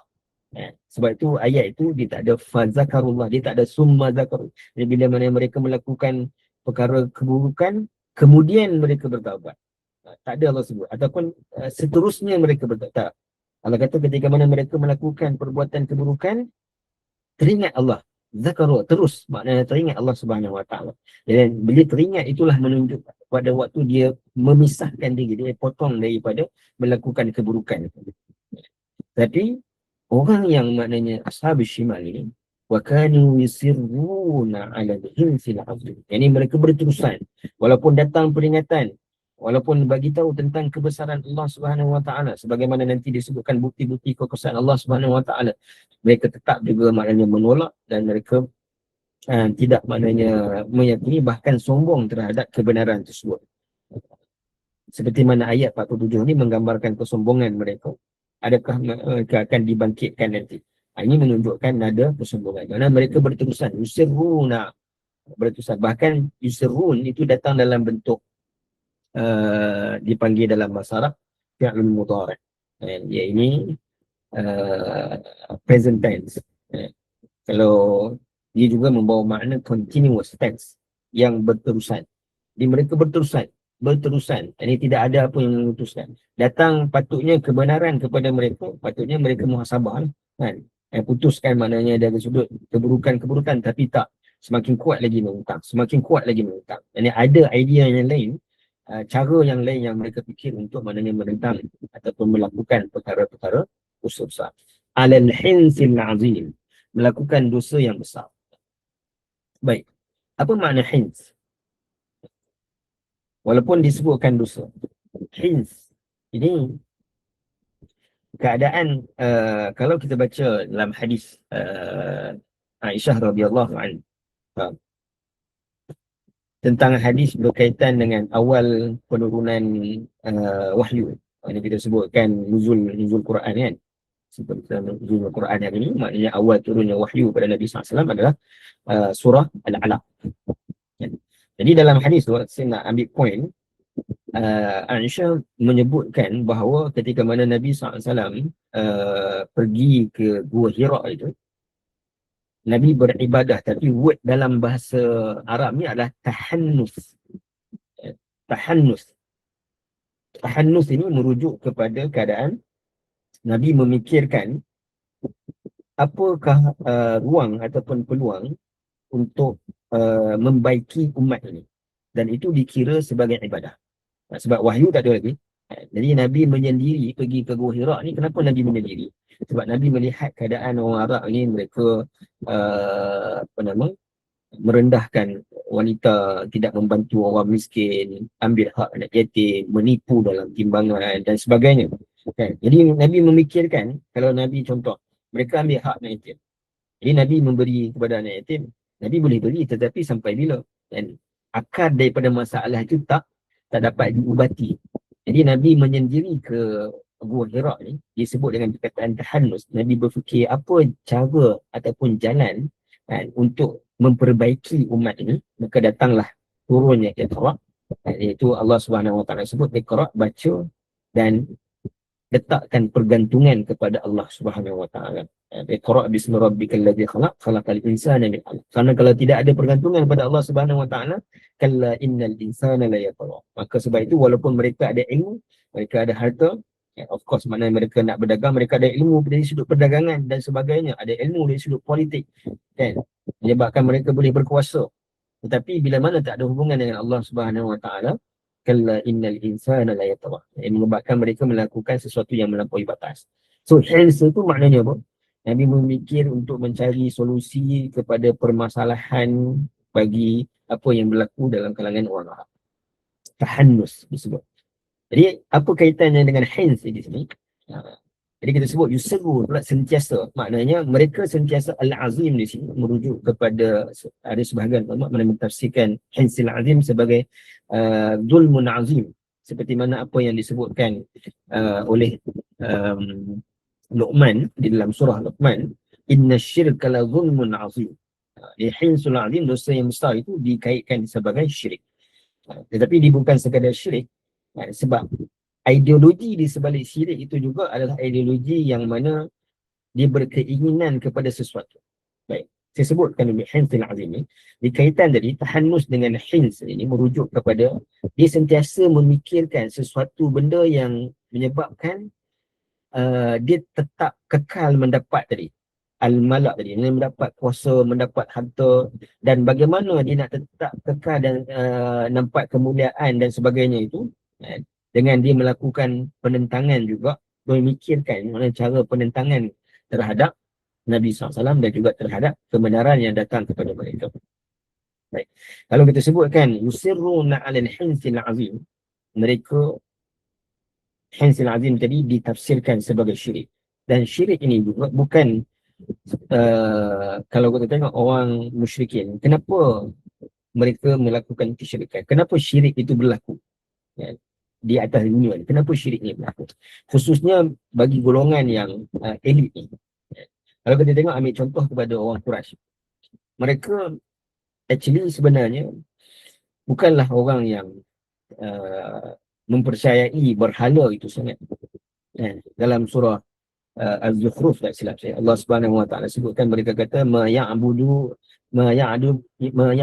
illa ilallahi zulfa. Kami tidak menyembah mereka melainkan mereka ni adalah perantara. Mereka tahu bahawa disebutkan kalau ni berhala ni tak ada kuasa dan sebagainya, tapi bagi mereka itu adalah cara untuk kami mendekatkan diri dengan Allah. Sebab mereka menyembah Allah tetapi melakukan kesyirikan pada Allah Subhanahu Wa Taala. Baik. Jadi syirik ni, ideologi di sebalik syirik ni bukan agama itu, tetapi keinginan di sebaliknya. Kita tengok apa yang berlaku kepada orang Quraisy. Bila mana mereka ini menguasai Makkah, zaman awal Datuk moyang Nabi SAW, Qusay, mereka menguasai Makkah, dan adanya syirik datang kemudiannya, adanya patung daripada daripada Syria, tanah Syam pada waktu itu yang dibawa masuk ke dalam Makkah, menyebabkan adanya kesyirikan yang berlaku, bermulanya kesyirikan berlaku. Akhirnya kesyirikan berhala-berhala, dia tahu ketika mana Nabi memecah masuk pada Fathul Makkah, memecahkan berhala-berhala ini, Nabi SAW memecahkan berhala-berhala ini, yang mana berhala ini bukanlah semuanya milik orang Quraisy. Dia adalah milik orang-orang yang berada di sekitar tanah Arab. Ya, di sekitar tanah Arab. Jadi bila mana orang Quraisy ni, mereka seolah-olah Makkah itu adalah big temple yang ada pelbagai Tuhan, ada pelbagai patung.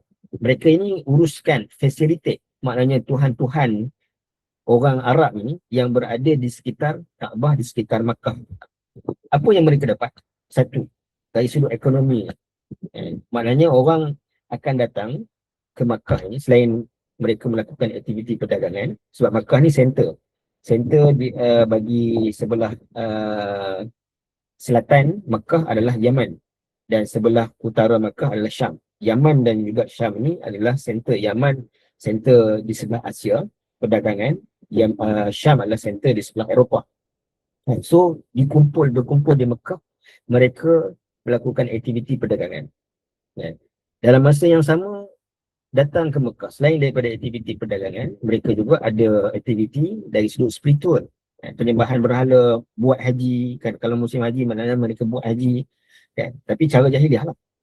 Jadi datangnya itu mereka ke kawasan Makkah itu telah menyebabkan ekonomi orang Makkah itu akan naik, kan.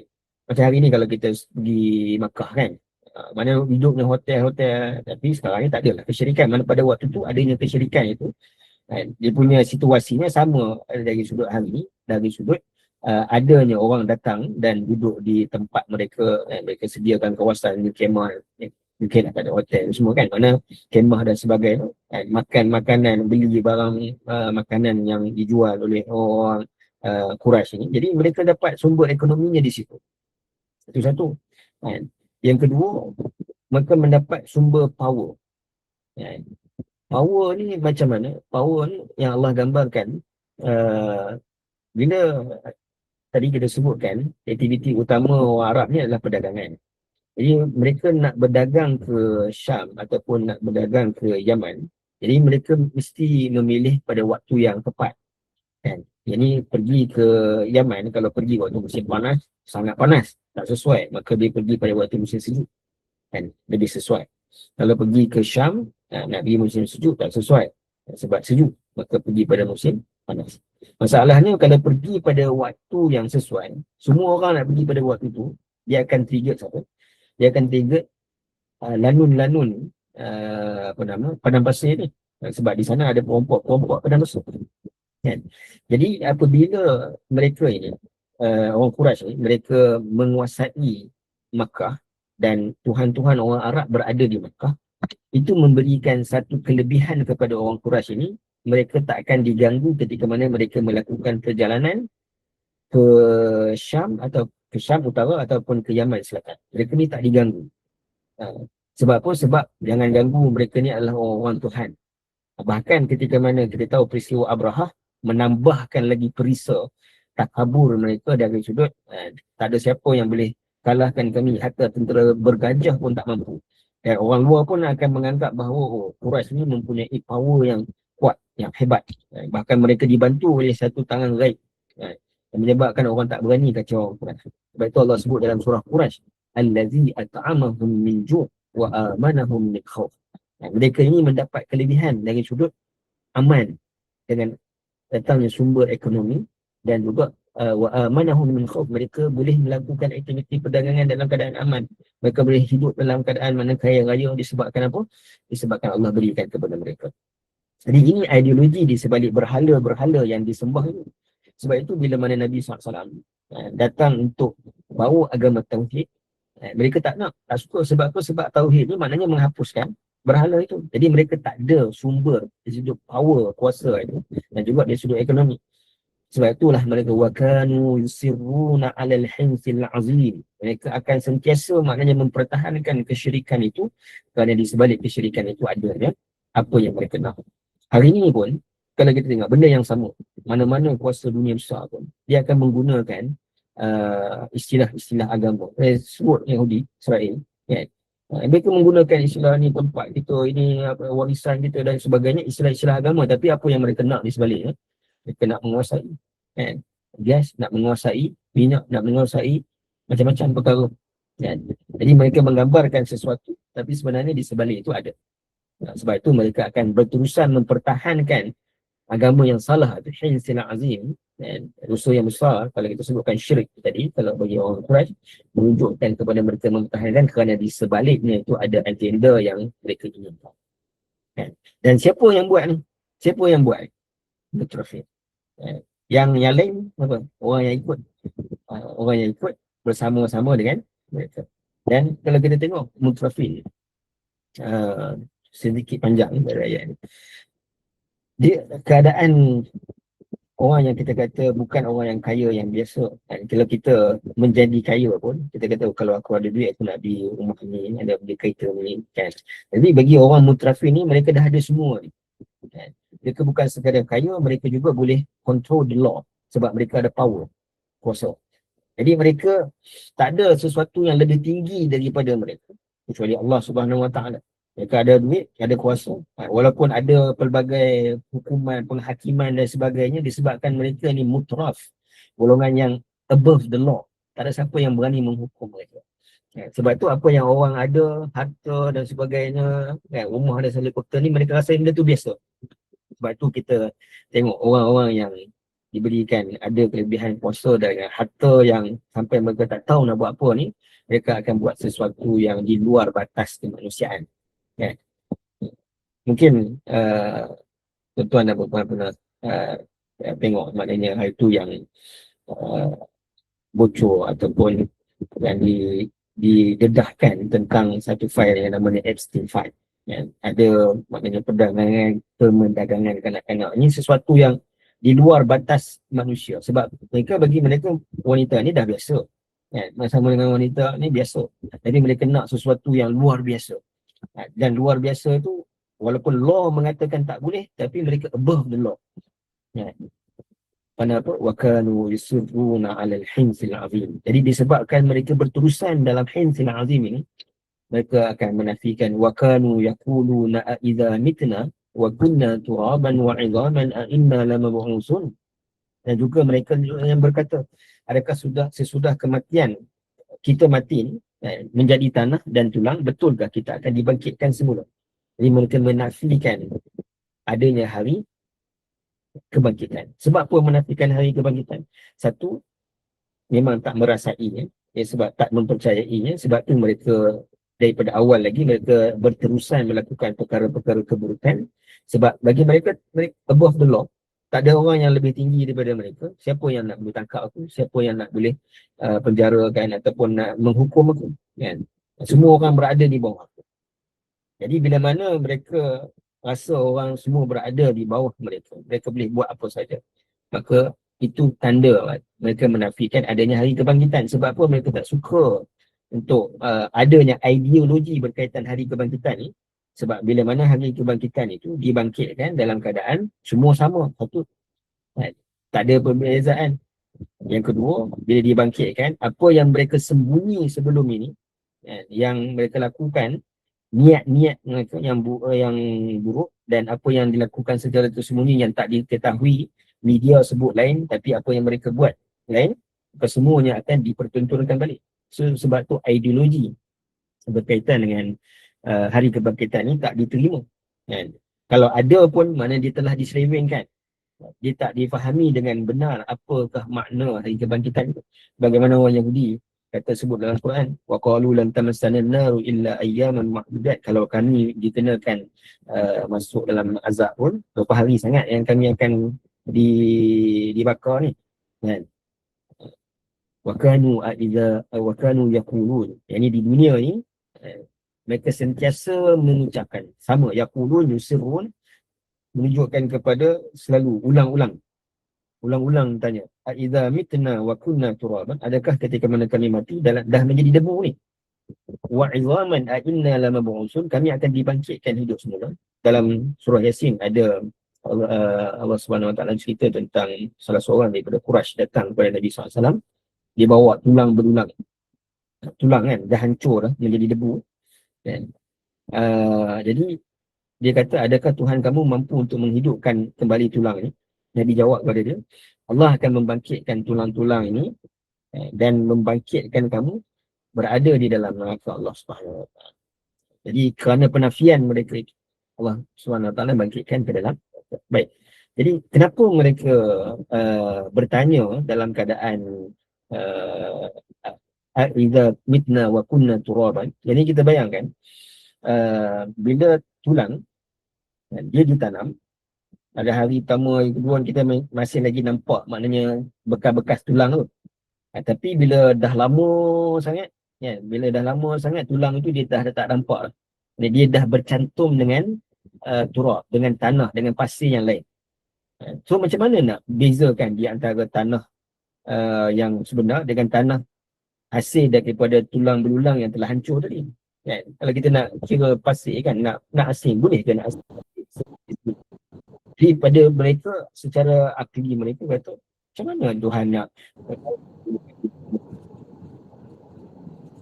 jadi izam kan, yang akan dibangkitkan? Bahkan awal awalun, dan adakah juga datuk nenek moyang kami yang lalu yang lagi lah, maknanya hancur, tak ada apa-apa kesan dah, itu akan dibangkitkan semula. Bahkan mungkin dah hancur mana pasir ataupun tanah itu pun dah berserakan. Tanah-tanah itu takkanlah nak kumpul. Macam mana nak kumpul semua-semua ni, nak cantum balik jadi manusia? Ini sesuatu yang jauh daripada akal pada pandangan mereka. Awal awalun. Maka Allah Subhanahu Wa Taala sebutkan kepada Nabi SAW, jawab kepada mereka pun, Qul innal awwalina wal akhirin lamajmu'una ila miqati yawmin ma'lum thumma innakum ayyuhad dhalunal mukadzibun. Katakanlah kepada mereka, sesungguhnya orang-orang yang telah lalu dan orang-orang yang terkemudian tetap akan dihimpunkan pada masa yang ditentukan pada hari kiamat yang termaklum. Jadi Allah Subhanahu Wa Taala sebut, jawab kepada mereka apa? Innal awwalina wal akhirin. Ini bukan kali pertama kita tengok al-awwalin kan. Sunnatun minal awwalin wa qalilun minal akhirin. Jadi orang yang buat baik itu as-sabiqun, ashabul yamin, sunnatun minal awwalin wa sunnatun minal akhirin kan. Tapi orang yang buruk ni melakukan keburukan pun, maknanya mereka akan dibangkitkan, bapa ataupun nenek moyang mereka, dan mereka sendiri juga akan dibangkitkan. Baik. Kenapa Allah Subhanahu Wa Taala mendahulukan awalin berbanding akhirin? Walaupun kita sebutkan, of course lah kan, kalau dari sudut kronologi, awal dulu baru akhir kan. Tapi kalau kita tengok ketika mana Allah Subhanahu Wa Taala sebutkan bahawa mereka orang yang syirik pada Allah Subhanahu Wa Taala, Allah sebutkan syirik ni, in hiya illa asma'un sammaitumuha antum wa aba'ukum. Allah menyebutkan bahawa batu-batu yang mereka sembah itu tak lain dan tak bukan adalah hanya nama. Maknanya nama yang kamu namakan dia sebagai Lat, Uzza, Manat, Hubal dan sebagainya, kamu namakan batu-batu tu dengan nama-nama tu kan. Dia tak ada ciri-ciri dia kan. Unik yang kalau kita sebutkan, kalau bayi kan, anak kita bayi kecil kan, jadi kita bagi dia pegang pen, contoh pensel lah, ataupun kanak-kanak kan, pensel. Umur 2 tahun dia pegang pen, dia boleh lukis, dia boleh conteng-conteng. Jadi dia pegang, dia rasa pen ini, kemudian baru dia besar sikit kita beritahu, oh, yang dia pegang itu adalah pensel ataupun pen. Maksudnya dia ada benda yang berfungsi ini dulu sebelum ia diberikan nama kan. Nama itu diketahui apakah dia kan. Tapi penyembahan berhala ni, apa fungsi batu itu? Tak ada apa-apa fungsi, tetapi dia diberikan nama kan. Sebab tu Allah kata berhala-berhala ni adalah apa yang kamu berikan nama kepada mereka, hanya nama. Sammaitumuhu antum, kamu yang menamakan, wa aba'ukum, dan bapa-bapa kamu yang menamakan. So dalam ayat ni Allah Subhanahu Wa Taala sebutkan tadi, ayat yang saya sebutkan tadi, iaitu kamu menamakan, kemudian bapa kamu, kalau kita ikutkan bapa mereka, maknanya orang yang terdahulu yang menamakan berhala-berhala itu, kemudian diteruskan, maknanya difahami nama berkenaan daripada nenek moyang mereka. Faham tak? Maknanya dalam keadaan syirik Allah sebutkan mereka menamakan Tuhan mereka kemudian bapa mereka.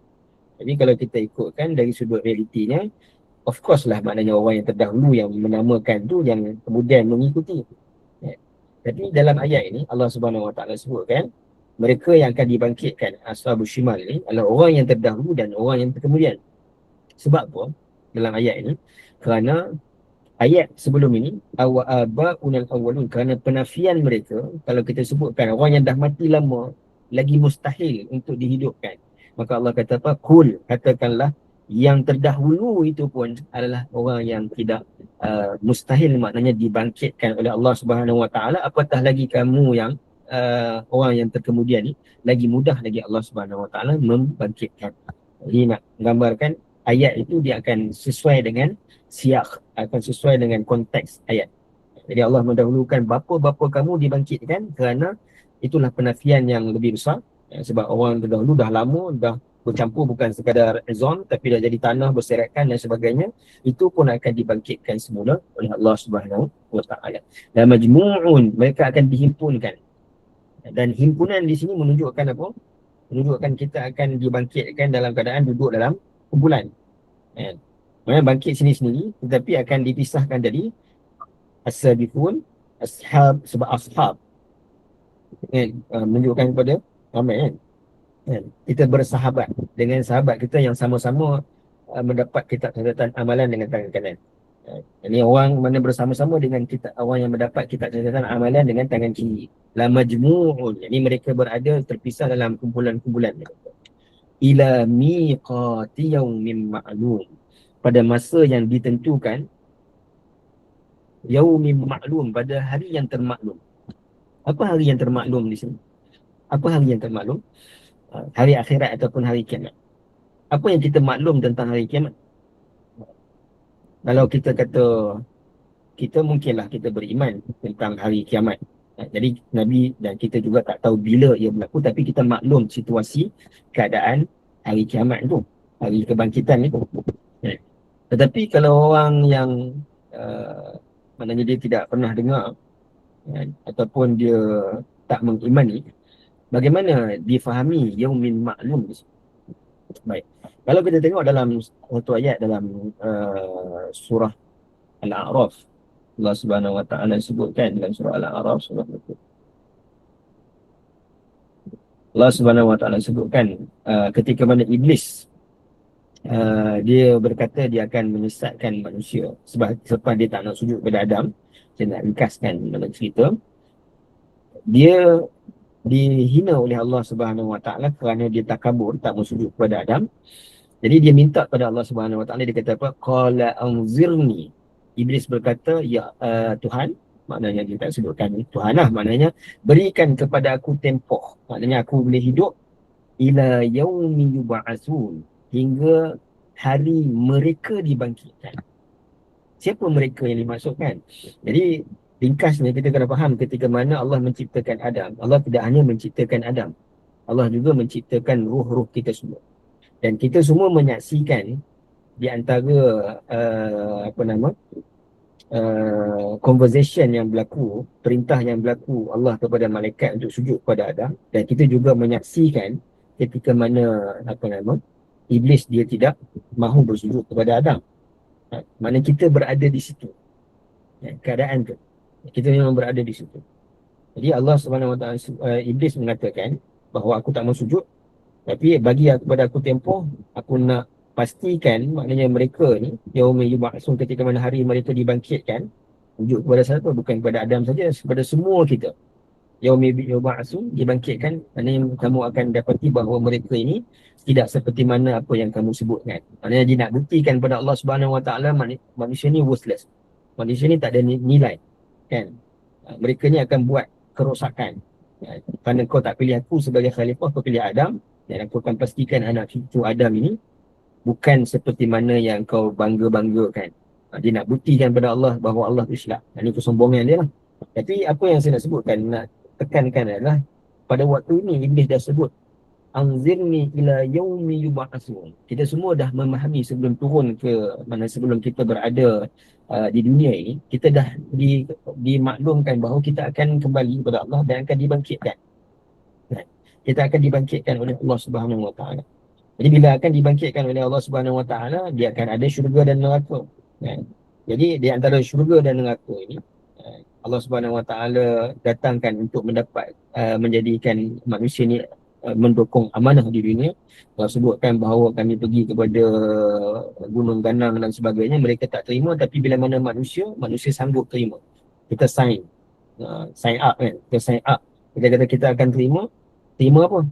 Terima untuk menjadikan Allah alastu bi rabbikum qalu bala syahidana. Kita sign up untuk menjadi hamba Allah Subhanahu Wa Taala. Allah turunkan kita ke dunia dan kita telah pun mengetahui bahawa kita akan kembali. Tapi persoalannya, bila kita, ialah bila kita hidup di dunia ni, kita tak menyedari perkara tersebut. Jadi apa yang akan menyebabkan kita sedar? Bila kita baca Quran, kita tahu bahawa kita pernah memberikan janji, kita tahu bahawa kita pernah mengetahui, setiap manusia itu telah pun mengetahui. Maka bila mana Allah Subhanahu Wa Taala sebutkan bahawa la majmu'un ila miqati yaumin ma'lum, pada hari kiamat dan kebangkitan itu adalah sesuatu yang telah pun termaklumi kepada semua manusia, ia akan berlaku. Summa innakum ayyuhad-dallun al-mukadzibun.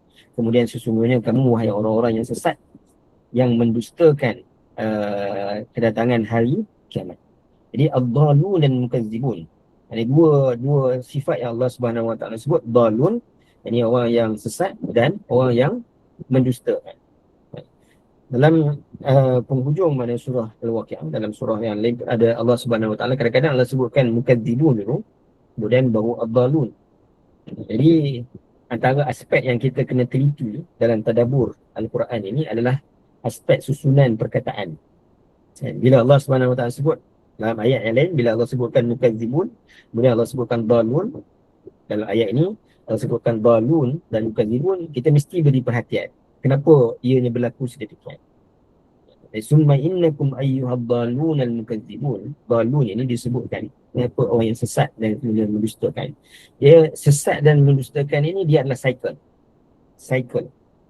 Mana boleh jadi orang itu dia mendustakan dulu.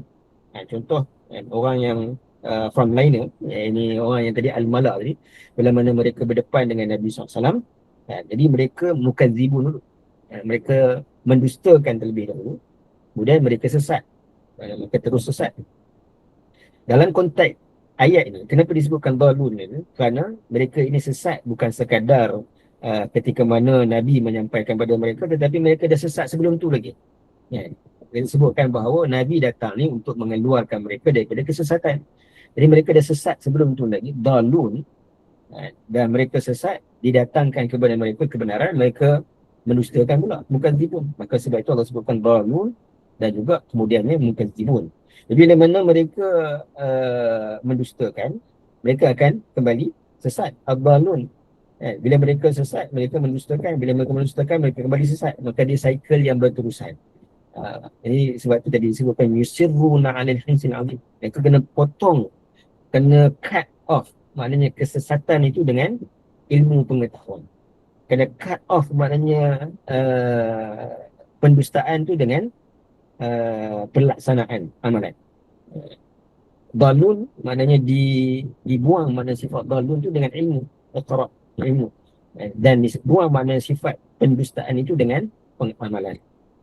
Sebab kadang-kadang dengan amalan pun boleh jadi dusta juga, dan dengan niat yang dari yang lain dan sebagainya. Maka amalan yang saleh, yang ikhlas pada Allah Subhanahu Wa Taala, yang menepati syarak itu, itulah yang dengan ilmu yang betul, itulah yang diterima oleh Allah Subhanahu Wa Taala. Summa innakum ayyuhad-dallun al-mukadzibun. Jadi benda ni tak ada kepada mereka, ilmu dan juga amal itu menyebabkan ilmu tak ada, dhalun, sesat hanya ikut-ikutan, dan tak ada ilmu, beramal maknanya ikut suka, mendustakan apa yang disebutkan oleh Nabi, maka mukadzibun.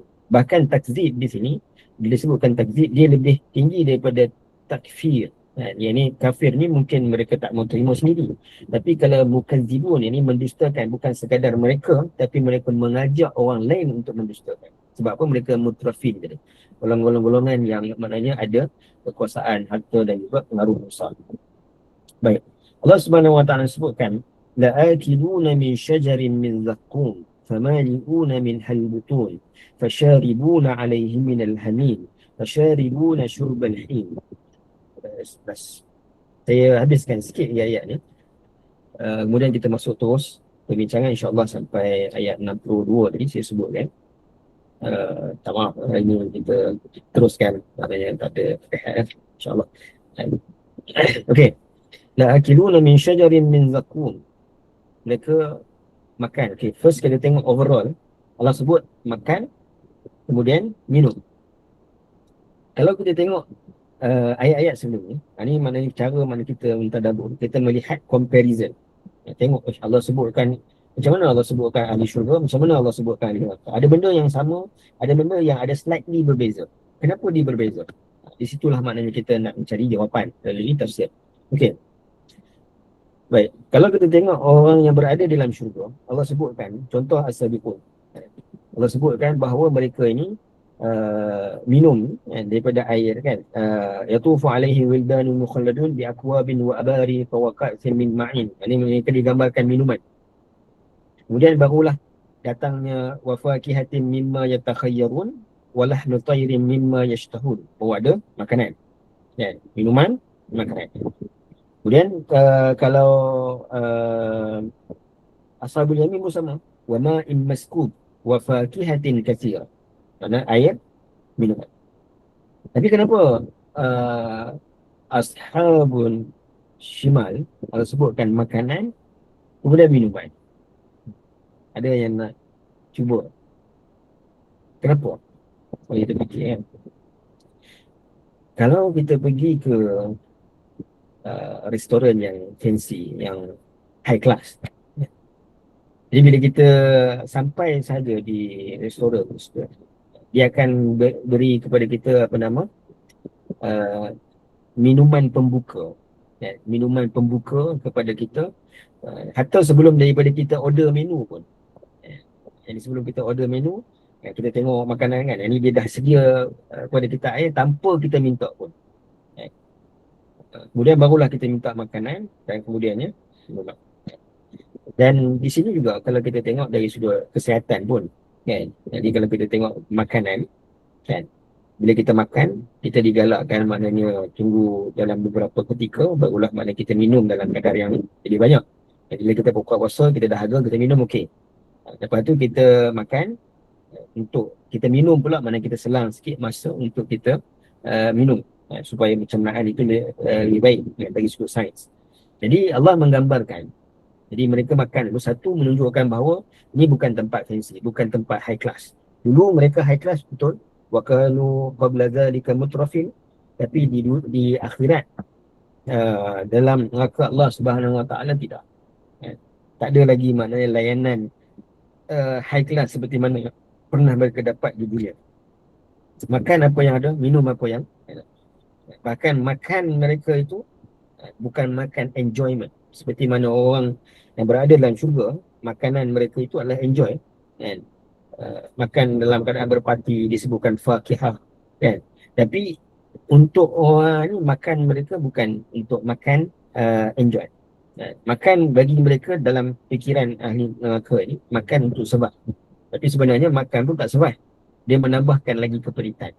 Adakah mereka boleh tak kata-kata kalau mereka makan nanti sebut buah zakum, bila makan telan mana habis terburai pun, kata oh tak mau makan dah lepas tu, tak, dia takkan jadi macam tu. Dia bukan jadi pilihan aku nak ambil makan ke tak, dia bukan lagi pilihan kan?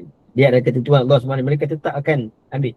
La yusminu wa la yughni min ju', Allah sebut dalam surah Al-Ghasyiyah. Jadi mereka makan tu dalam keadaan mereka tak menggemukkan, tak mendapat nutrition daripada makanan tersebut dan tak menghilangkan rasa lapar, tapi tetap mereka kena makan. Mereka tetap akan makan.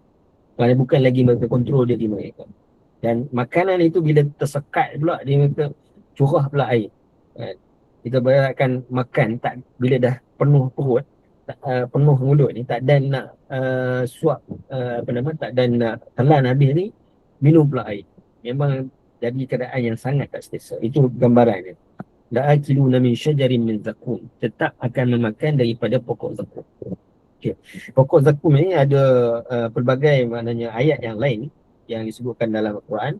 Ada yang disebutkan syajaratul mal'unah fil Quran dalam surah Al-Isra. Yang ini disebutkan pokok yang dilaknat oleh Allah Subhanahu Wa Taala di dalam Al-Quran, yang disebutkan dalam Al-Quran. Dalam surah Ad-Dukhan, Allah Subhanahu Wa Taala menyebutkan ia seperti mana pokok yang mana buah zakum ini biji dia punya apa nama, buahnya berduri. Buahnya maknanya bernanah. Yang mana dimakan, bila dia makan telan, tak ada nak telan lagi pun, maknanya dia telah pun mendatangkan rasa tak selesa dan payah nak telan, tajam, berduri. Bentuknya dalam surah dan Quran Allah Subhanahu Wa Taala sebut seperti mana ru'us syaitan, bentuknya seperti mana tanduk syaitan. Jadi itu buah zakum. Itu maknanya tuan-tuan dan puan boleh balik study mana dari sudut zakum. Itu gambaran ya. Jadi Allah Subhanahu Wa Taala sebut famali'una minhal butun, maka kamu akan memenuhi. Nampak tak? Mereka akan penuh. Maksudnya mereka bukan ada pilihan untuk tak apalah, dah makan sebiji cukup lah. Kan? Sebab apa? Sebab perit sangat tak? Bukan kata sebiji. Kita bayangkan makan buah durian, telan semua sekali dengan kulit-kulit. Bukan sebiji. Maknanya terus famali'una minhal butun, sampai penuh dah perut ni. Famali'un. Mari. Disebutkan al-malak tadi kan. Kemudian nak hilangkan maknanya penuh dah perut ni, nak buat apa? Nak bagi lancar balik. Fasyaribuna alaihi minal hamim, supaya itu mereka meminum pula daripada air yang panas yang menggelegak. Hamim ini ada yang ditafsirkan dalam ayat yang lain, menunjukkan daripada besi yang panas bercampur dengan darah, bercampur dengan nanah. Fasyaribuna alaihi minal hamim fasyaribuna syurbal him, iaitu kamu minum seperti mana unta yang berpenyakit. Kalian mudah nak tengok kan, type maknanya di Google, cari maknanya unta yang dahaga. Jadi penyakit dia itu nama penyakit al-him. Jadi kita boleh bayangkan orang yang dahaga macam mana. Kalau kita dahaga pun, air kadang-kadang anak-anak kan, bila dia buka puasa, dia berpuasa, dia minum kan, tak berhenti-henti. Jadi fasyaribuna syurbal him, mereka sentiasa makna dahagakan benda. Kita boleh bayangkan, satu tadi nak melancarkan balik sebab makanan dah tersekat, penuh berduri, nak melancarkan balik dalam masa yang sama dahaga pula, minum pula maknanya daripada sesuatu yang sangat-sangat panas. Na'udzubillah min zalik, iaitu sesuatu yang kita mohon kepada Allah Subhanahu Wa Taala untuk dijauhkan daripada kita. Ya. Baik. Okay. Jadi Allah Subhanahu Wa Taala bila menyebutkan tentang ashabul shimal tadi, Allah sebutkan antaranya adalah mereka ini tidak ada keyakinan tentang adanya hari kiamat tersebut. Dan kadang-kadang ia bukan sekadar berlaku kepada orang musyrik. Kadang-kadang yang maknanya menakutkan kita adalah ia mungkin berlaku kepada orang-orang yang Muslim. Dengan cara menjadi seorang Muslim tak bermakna diterus maknanya meyakini akan adanya hari kebangkitan, hari akhirat. Sebab itu Allah Subhanahu Wa Taala sebut dalam surah Al-Baqarah, wa bil akhirati hum yuqinun, mereka mencapai kepada darjat yakin. Dan kita sebutkan darjat yakin ini, dia bukan tercapai dengan kita menyebutkan oh aku yakin. Tak, dia tercapai dengan ilmu yakin. Maksudnya kita memahami dari sudut hakikat yakin. Yang kedua, ilmu yakin, mana di hari akhirat barulah ainul yakin, dan merasainya itu barulah hakul yakin. Tapi di dunia ni maknanya ilmu yakin. Jadi ilmu ni macam tadi kita sebutkan, ad-dhalun al-mukazzibun. Jadi dia tak hanya mana kita dah ada ilmu, mungkin kita terlepas daripada dhalun, tetapi belum lagi terlepas daripada mukazzibun. Jadi melepaskan diri daripada mukazzibun, kita sebutkan apa tadi, amal ilmu tadi dia mesti diselarikan dengan amal. Maksudnya ada ilmu dan juga amal. Baik, jadi bila mana mereka ni ad-dhalun, mereka tak mempercayai, orang yang tak mempercayai akan adanya hari akhirat ataupun hari kiamat, wabil akhirati hum yuqinun, itu adalah orang yang beriman. Jadi orang Muslim juga mungkin dia tak kata bahawa, saya sebutkan tadi kan, dia tak kata bahawa aku tak meyakini akan ada hari akhirat.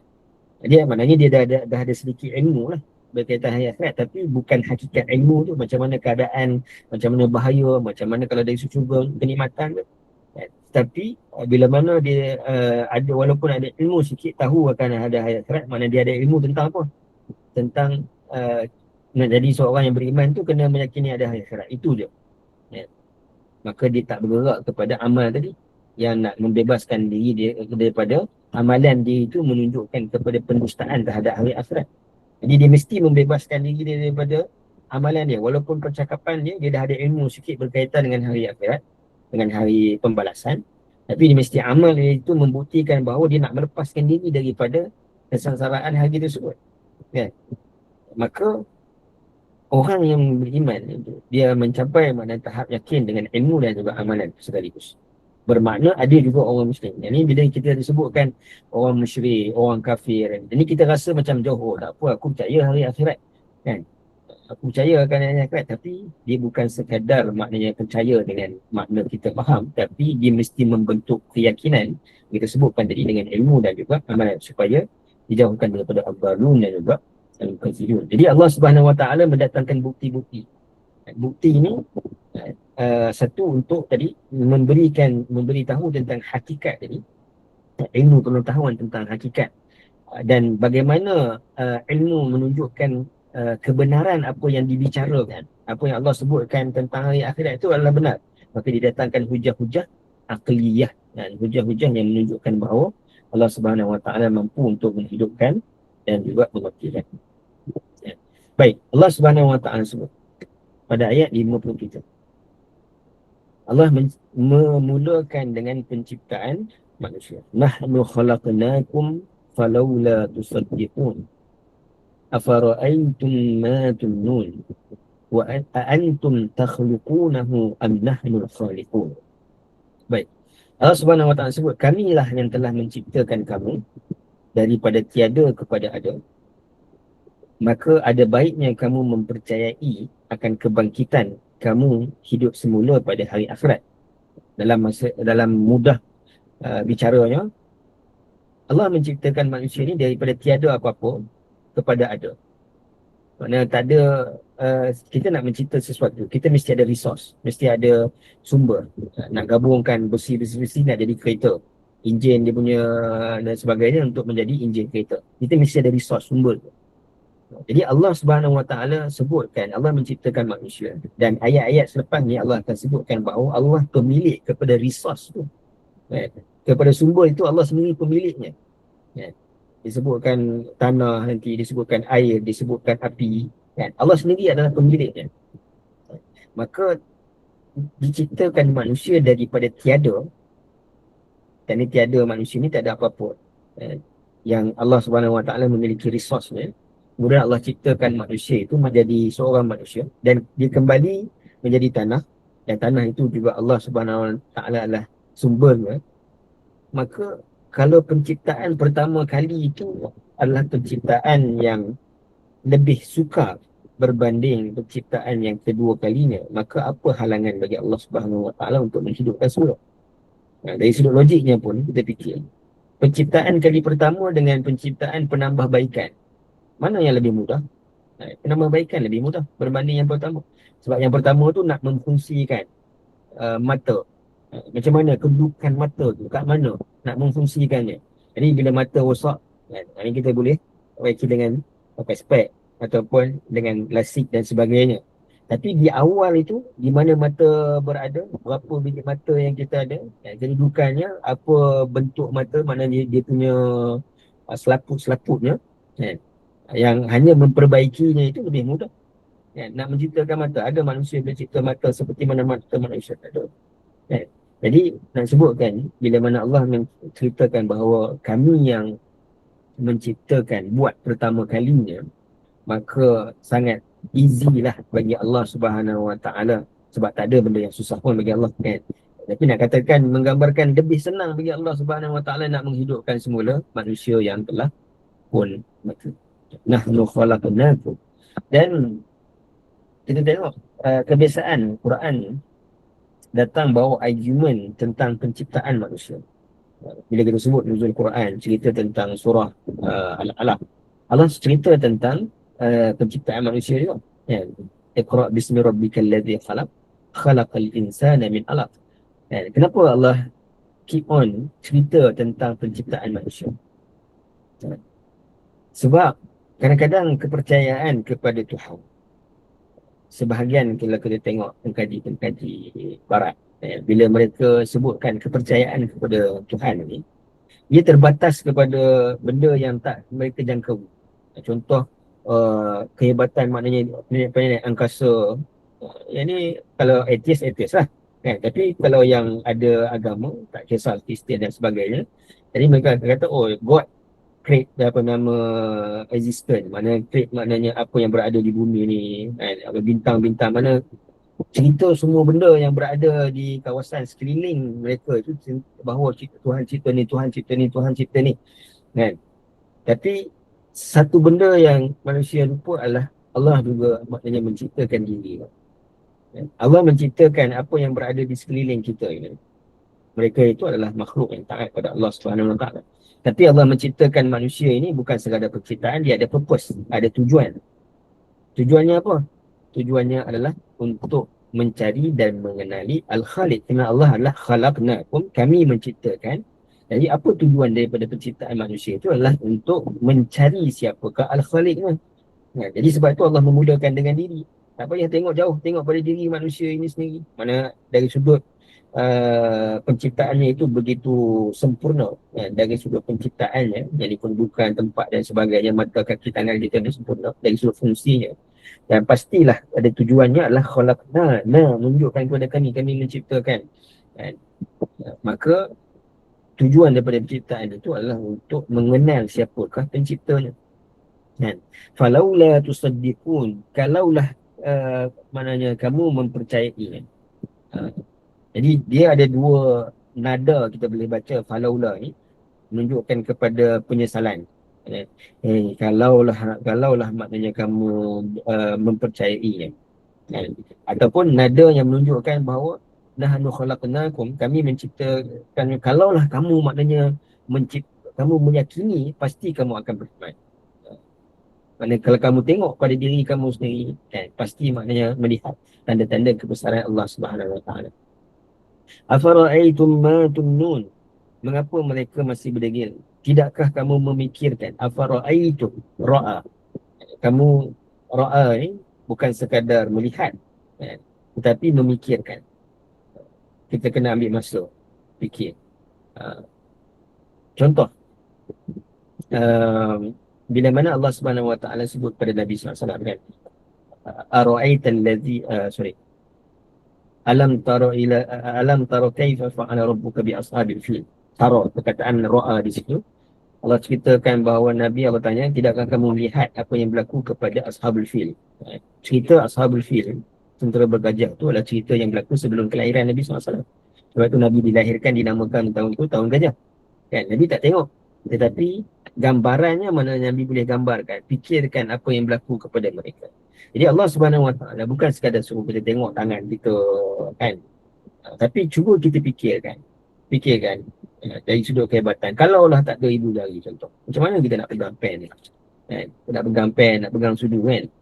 Ini kita kena ada ibu jari, barulah senang kita nak pegang pen. Tidak kita pegang macam ni, kan, susah. Nak makan susah kalau tak ada ibu jari. Maknanya fikirkan, afara'aitum, fikirkan. Jadi apa yang Allah Subhanahu Wa Taala suruh fikirkan dari sudut penciptaan kita, afara'aitum ma tumnun, tidakkah kamu memikirkan bahawa kamu berada dari keadaan air mani yang kamu pancarkan ke dalam rahim. Maknanya Allah ceritakan bahawa tidakkah kamu berfikir bahawa kamu ni datangnya daripada air mani. Jadi apa yang kita boleh fikir? Satu, dia adalah sesuatu yang kalau dianggap seperti mana kotoran lah, walaupun perbezaan para ulama dari sudut adakah ia najis ataupun tidak, itu ada perbezaan ulama. Tapi maknanya kalau terkena pada pakaian dan sebagainya, maka kita akan basuh pakaian tersebut, kan. Menunjukkan kita sendiri mahin dalam Quran sebut bahawa memandang maknanya ianya sebagai hina, Ini bila dia tak jadi manusia, memanglah kita buang, kita basuh, kita cuci dan sebagainya. Tapi Allah boleh menukarkan ma'in mahin tadi menjadi sesuatu yang ahsani taqwim. Kerana Allah yang memberikan kemuliaan itu kepada manusia menjadi sebaik-baik penciptaan walaupun daripada air mani yang sama. Ya. Afara'aitum ma tumnun. Dari sudut air mani juga. Mani menunjukkan kepada kelemahan. Kan? Menunjukkan kelemahan. Cair, mana lemah. Kan? Kamu tak boleh buat apa melainkan Allah Subhanahu Wa Taala yang menjadikan manusia. Jadi kita bayangkan kalau apabila janin kan berada dalam rahim seorang wanita kan. Siapa yang menumbuhkan, maknanya otak dia, tangan dia, kaki dia. Kita boleh kata seorang ibu dan ayahnya dia do nothing. Mereka tak buat apa-apa pun terhadap perkembangan anak itu. Melainkan dengan cara maknanya makan, itu pun asbab siapa yang menyebabkan nutrition itu datang kepada anak tersebut yang ada dalam rahim itu. Jadi semuanya adalah Allah Subhanahu Wa Taala. Afara'aytum ma tumnun. Kamu berada dalam keadaan hina, kamu berada dalam keadaan lemah. Allah Subhanahu Wa Taala lah yang menjadikan kamu seperti mana kamu ada hari ini. Manusia, kamu boleh ada kemampuan, kehebatan yang kamu ada hari ini, yang kamu guna untuk against agama Allah, sedangkan Allah yang memberikan kepada kalian. Antum takhluqunahu am nahnul khaliqun. Adakah kamu yang menciptakannya?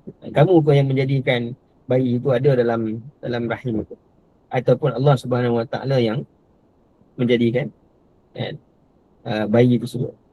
Ada orang mungkin mana dia berusaha untuk mendapatkan anak, tetapi akhirnya maknanya keguguran.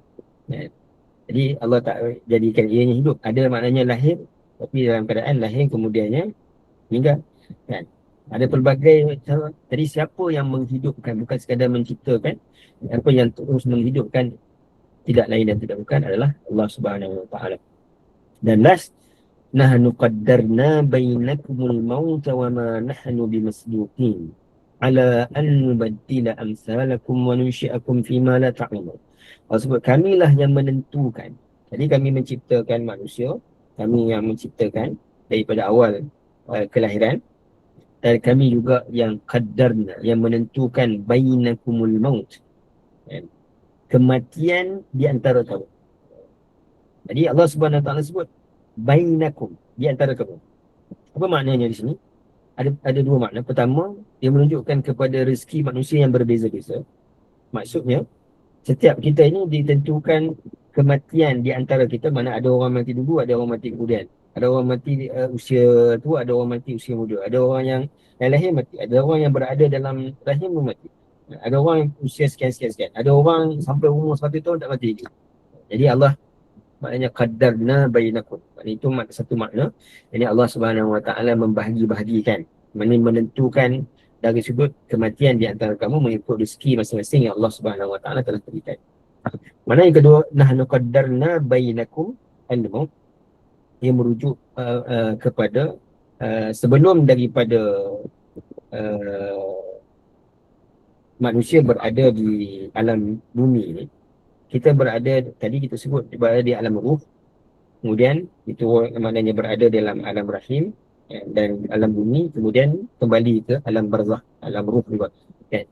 Jadi nak sebutkan di antara dua alam ghaibiat ini, alam ruh yang awal dan alam barzakh ghaibiat ini, di tengah-tengahnya adalah alam dunia. Jadi alam dunia itu disebut sebagai alam kematian ataupun alam tempat kita tinggal, mana tempat kita meninggal kan.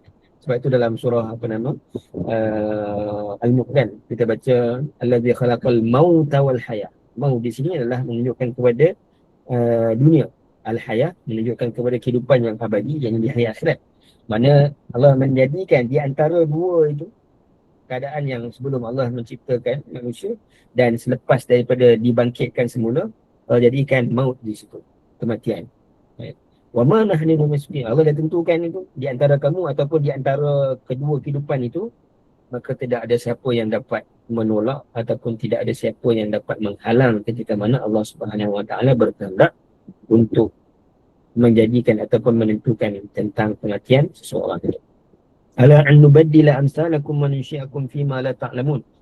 Bahkan kami berkuasa menggantikan kamu dengan sesiapa yang serupa dengan kamu, dan berkuasa menciptakan kamu dalam bentuk kejadian yang kamu tidak mengetahuinya. Ini nubaddila amsalakum, antara tafsirannya adalah mana kita digantikan oleh generasi yang akan datang selepas kita, anak-anak kita, mana cucu-cucu kita, generasi mana nubaddila amsalakum, ni dia menggantikan semisal kamu. Sebab itu juga makna khalifah. Khalifah ni khalafa, maknanya orang yang menggantikan orang yang lain. Jadi kita sebutkan dulu sistem khalifah kan. Seorang khalifah, seorang lagi khalifah kan. Maknanya khalafah itu menunjukkan kepada pergantian. Yang Allah Subhanahu Wa Taala gantikan. Jadi gantikan ini juga membawa makna, kenapa disebutkan gantikan? Satu, ganti maknanya ganti generation. Yang kedua, gantikan boleh jadi gantikan kalau kita buat kebaikan, maka digantikan dengan kebaikan juga. Ataupun digantikan dengan keburukan, boleh jadi. Bukan semestinya keturunan orang yang baik pun maknanya dia akan berterusan baik, walaupun kita berusaha untuk menjadikan kita dan keturunan kita baik. Hatta Nabi Ibrahim pun Allah Subhanahu Wa Taala tak janjikan semua keturunannya akan baik. Maknanya keturunan bawah-bawah lah. Selepas khususnya anak kepada Nabi Yaakob, kemudian lahirlah orang Yahudi sampai sekarang, tak semestinya semua dalam keadaan yang baik. Boleh jadi kalau kita orang yang buruk, maka Allah menggantikan dengan mana menjadikan generation itu lebih baik. Jadi itu semua bentuk gantian.